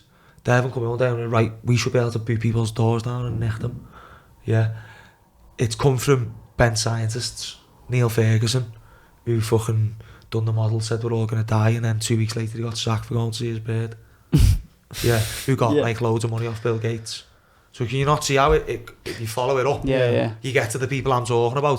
So here's you going, well, you've got these people here who want to control you, who are into like nasty paedophile stuff, and that's what they're like. For me, that's the lowest. Like, bring me a murderer who's killed someone for money before you bring me a paedophile. Like they're lower than them. For me, they're the lowest of the low of the low. Yeah, I think most people would agree with that. So you've got these paedophiles rubbing shoulders with these people at the very top who've got all the money. These people at the top then fund all these institutions who then decide what the threat is. Do you see what I'm getting at here? Like, so Bill Gates is funding the WHO more than any nation. So, it's hard to sit here and say, well, then all those people aren't. It is difficult, isn't it, to deny what you're saying. You know, so like I said, you can't deny, because what I'm saying is the truth. It's the facts. My take on that is obviously something's going on. Other people might say, I don't think something's going on, but that's because often they're not actually looking at it and going, right, and going, there it is in front of me. No, that's fucking clearly something's wrong. But if you're never actually forced to sit there and weigh all this up, your mind's not going to do it on its own. It's not some fella sitting there waiting for the footy scores going, actually, fucking hell, Bill Gates was photographed with Jeffrey Epstein like 6 times. They had meetings. Why would them two have a meeting? That's a bit odd. That's not going to happen. It's not going to happen. No. The guy at home's not thinking that, because who controls what's coming into the sensory input? Fucking Epstein and Gates. They work for someone. They're not. I don't think they're anywhere near the top of the pile. They're nowhere near the top of the pile, them two. None of these people are. Boris, Ghislaine, you name it, any of these scientists, they're no ones. There's fucking people behind this who we don't know. Do you know what I mean? The true power of this fucking global structure is not there for everyone to see. I reckon there's probably someone bigger and better than the royals and the banking dynasties again. Possibly, quite possibly. So, I don't have all the answers. I don't propose to, but I've got some good questions. Mate, and that's why we wants to get you on. Do you know what I mean? I don't sit here and say, I know for sure. This is what's happening. I don't. I think maybe what I've took, and for the haters who say we shouldn't have got you on, and for the haters who maybe think I chat shit, Tom chat shit, whatever, I like the fact that, well, I can sit here and I can talk to you for a couple of hours, and you say things which at least make me think, if nothing else, makes me think of it sometimes. And do you know what I mean? And I think if you've listened to the podcast and you've done that, then that's all I'm asking people to do, is just think about it. Do you know what I mean? Like, not expecting everyone to jump on board with everything I'm saying. Why would I? I love it when people want to have a debate and a discussion, because I think that's positive. Do you know what I mean? Definitely, yeah, of course. I don't think, mate, there's anyone who can say that all this has been, they've done it great and it's been perfect, and it's all real, exactly as they're saying it. And the governments, it's without even you saying it, the governments have stripped themselves up many times. Do you know what I mean? So you don't need a dean or a conspiracy theorist to fucking make the government look stupid when it comes to what they've said about this fucking disease. Well, it's not that bad. Don't wear a mask. Oh, fuck yeah, everyone needs to wear a mask. You're gonna need to isolate for 2 weeks. Oh, you can just isolate for 3 days now. Yeah, all of that. Mate, there's mainstream news articles on everything we've talked about today. Mainstream news, Daily Mail, fucking The Mirror, on hand sanitizers being toxic, on masks containing toxic chemicals that the kids are breathing in all day. Like, it's like nothing's a secret. Nothing I've said today isn't, well, there's not one. We didn't go too far off the beaten track today. No, and I'm glad we didn't, because what I think you've done a good job on focusing on is people's daily routines. Do you know what I mean? It's a lot of how people are affected, rather than going down the rabbit holes of vaccinations and what are in them and things like that. I think what today has been covered is things that the observable realities, mate, is what we're talking about here. And this is what we can see and feel ourselves, and that's we've got to be the masters of our reality. We cannot be trapped in this cycle where you're watching the telly and it's pissing down outside, it's sunny, but you're still going out with an umbrella. It's raining on the telly. We can't do that anymore. Like people are totally denying their own experiences now for the narrative on the telly. Really you know what I, mate, selfishly can say, where I can't, I say selfishly, I've still saw my family every single day, right?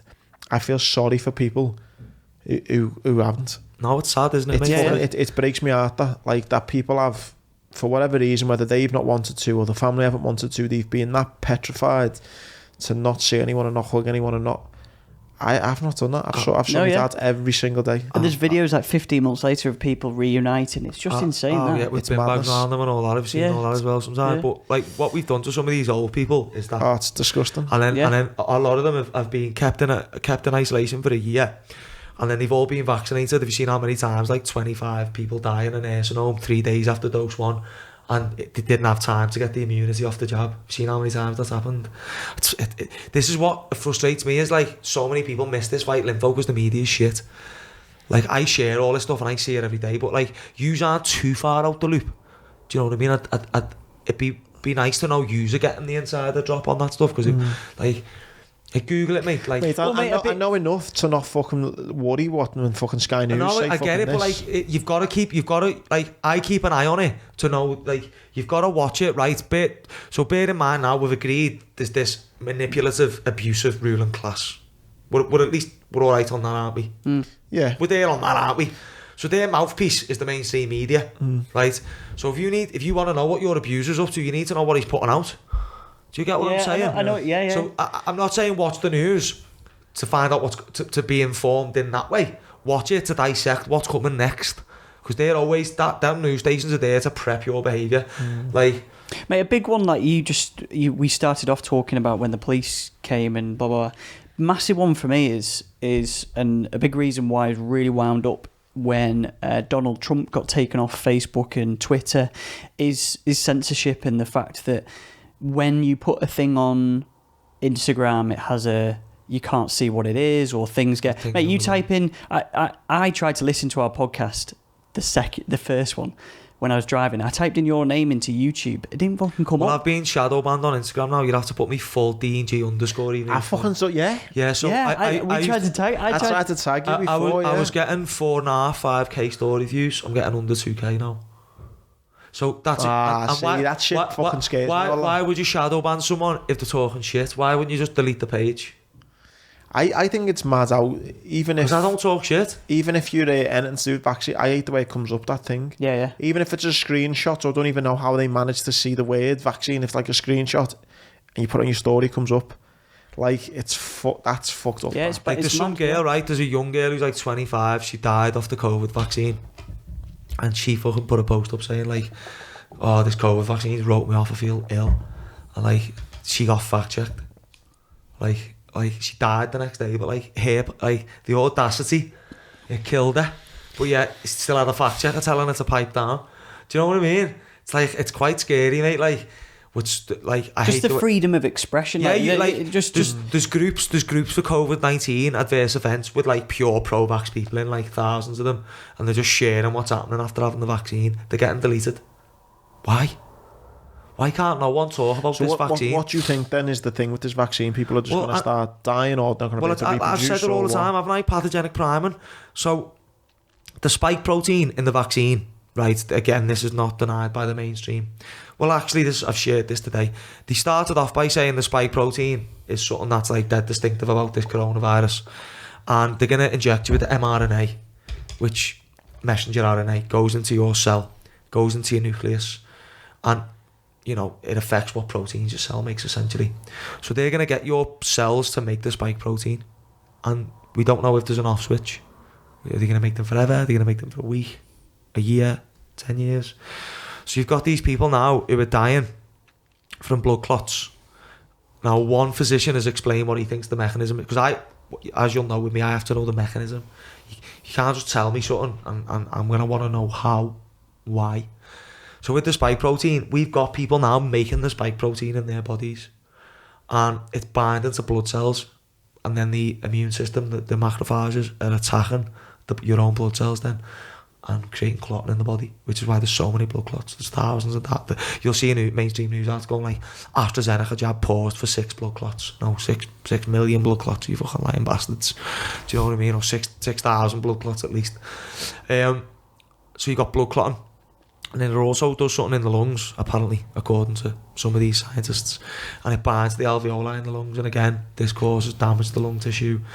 So now you've got the government admitting, like, well, the science has changed from like we're going to produce the spike protein to now there's actual articles out saying it's mainly the spike protein causing harm. Well, I'm gone. You're getting everyone to produce the spike protein, because don't forget, it's not a vaccine by definition, is it? If you look at the definition of a vaccine, it's to create an immune response, right, by injecting you with a weakened or attenuated pathogen. That's not what we're doing. We're not weakening the flu virus, attaching aluminium to it, putting it in your bloodstream. Then your bloodstream's going, shit, that aluminium's toxic. Let's read the strand of DNA it's with, and let's make antibodies to attack that flu virus in future. That's not what's happening.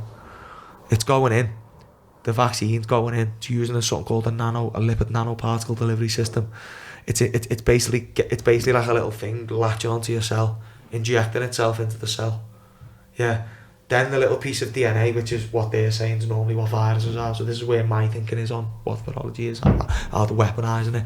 This is now a message that can actually communicate with your cells on a cellular level, almost like bionics. It's almost transhumanism. So that's gone into Andy's cell, his immune cell, if he's had it, and gone, right, open the DNA, reverse transcriptase, mate, right, make the spike protein. How many? Non-stop, make it forever. And then, like, you're now this spike protein factory. Can you pass the spike protein on to other people? There's thousands of stories of women having mad periods. Like, it's big. This is a big thing at the minute. Hundreds of thousands. There's some woman called Kim Albert. She's had her Instagram deleted 3 times lately because all the girls are messaging like really her. Heavy periods or something. Really heavy. 80-year-old women coming back on. 30-year-old girls getting the menopause, miscarriages.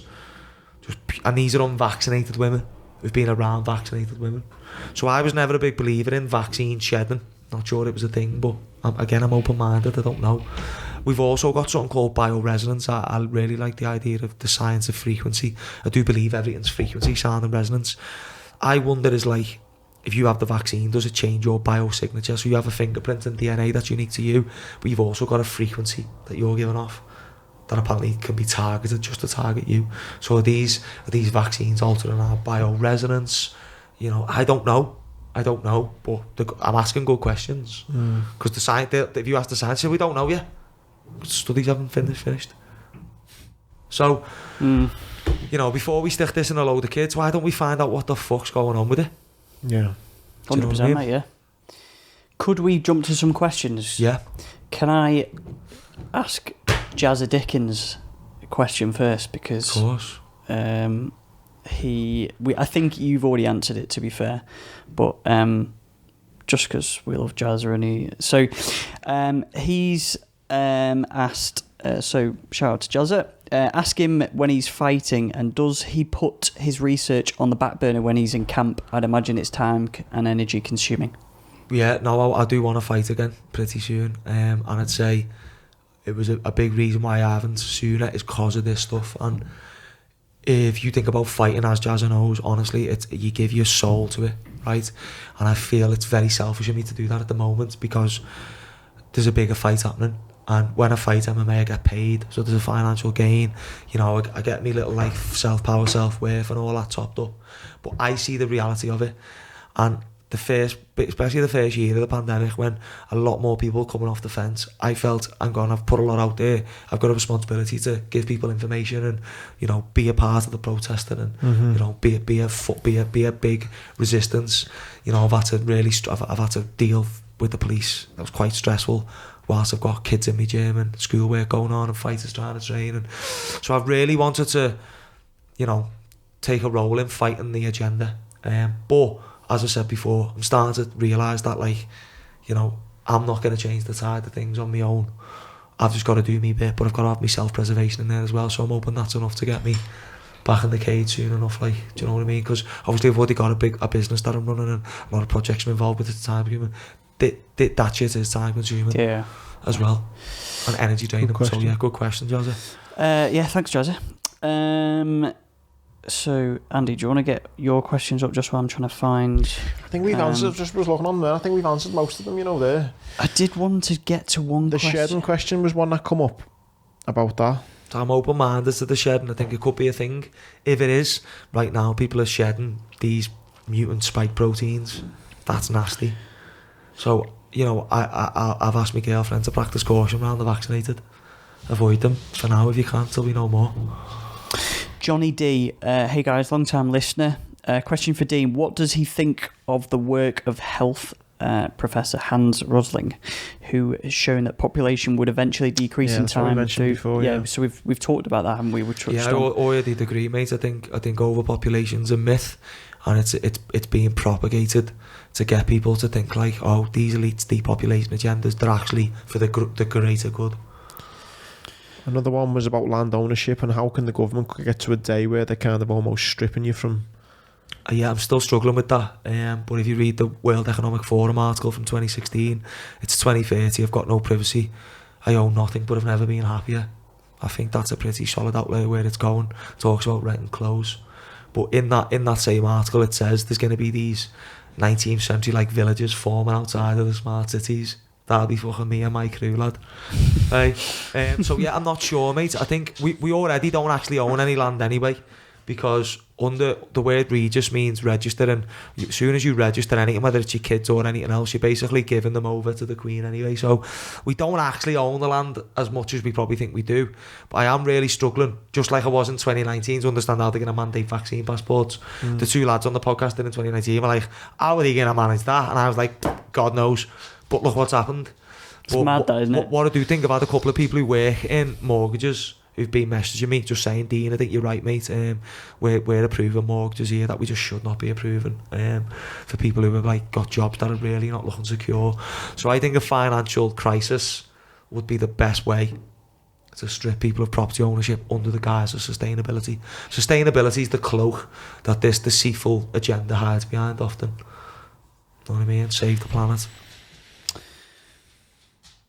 I think Mark Scano messaged or mentioned us in a comment actually, which said, I'm just going to read it out just because he said, oh God, I can't find, how do you find questions that were asked on Instagram, like on the thing? I screenshotted some of them because they go after 24 hours, but just that, mate, they're all either what we've touched on or, this one was, is he going to get the vaccine? Obviously, we know the question for that. The answer for that. Where he won't get the vaccine, mate, I won't get it to fly, won't get it to see my family. You won't ever get it, no. No one can inject me with something that I don't want. That's not freedom. It's not like... If they said to you, you can't fight, like... I won't get the vaccine. Nothing. I'll do a test if I really have to, but even then I'm very, like, do everything I can to avoid it. That's the most I'll go is a test.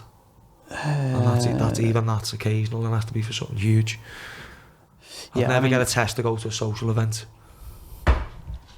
You're more than welcome to come to our event, mate. Friday the 4th of June. Do you need the vaccine for that? No, do you fuck? You want people double masking, don't you? Advise? Yeah. Hand sanitizer, gloves, mate. The lot, mate. Listen. We've touched. We've covered it. Yeah. No, I knew what I wanted to talk about today, guys, and I think it was. I've enjoyed this most, mate, because I think the first one was fucking heavy. Was just that come out of that. Though, I did love it. Yeah, that's the favourite podcast I've ever done and ever will do.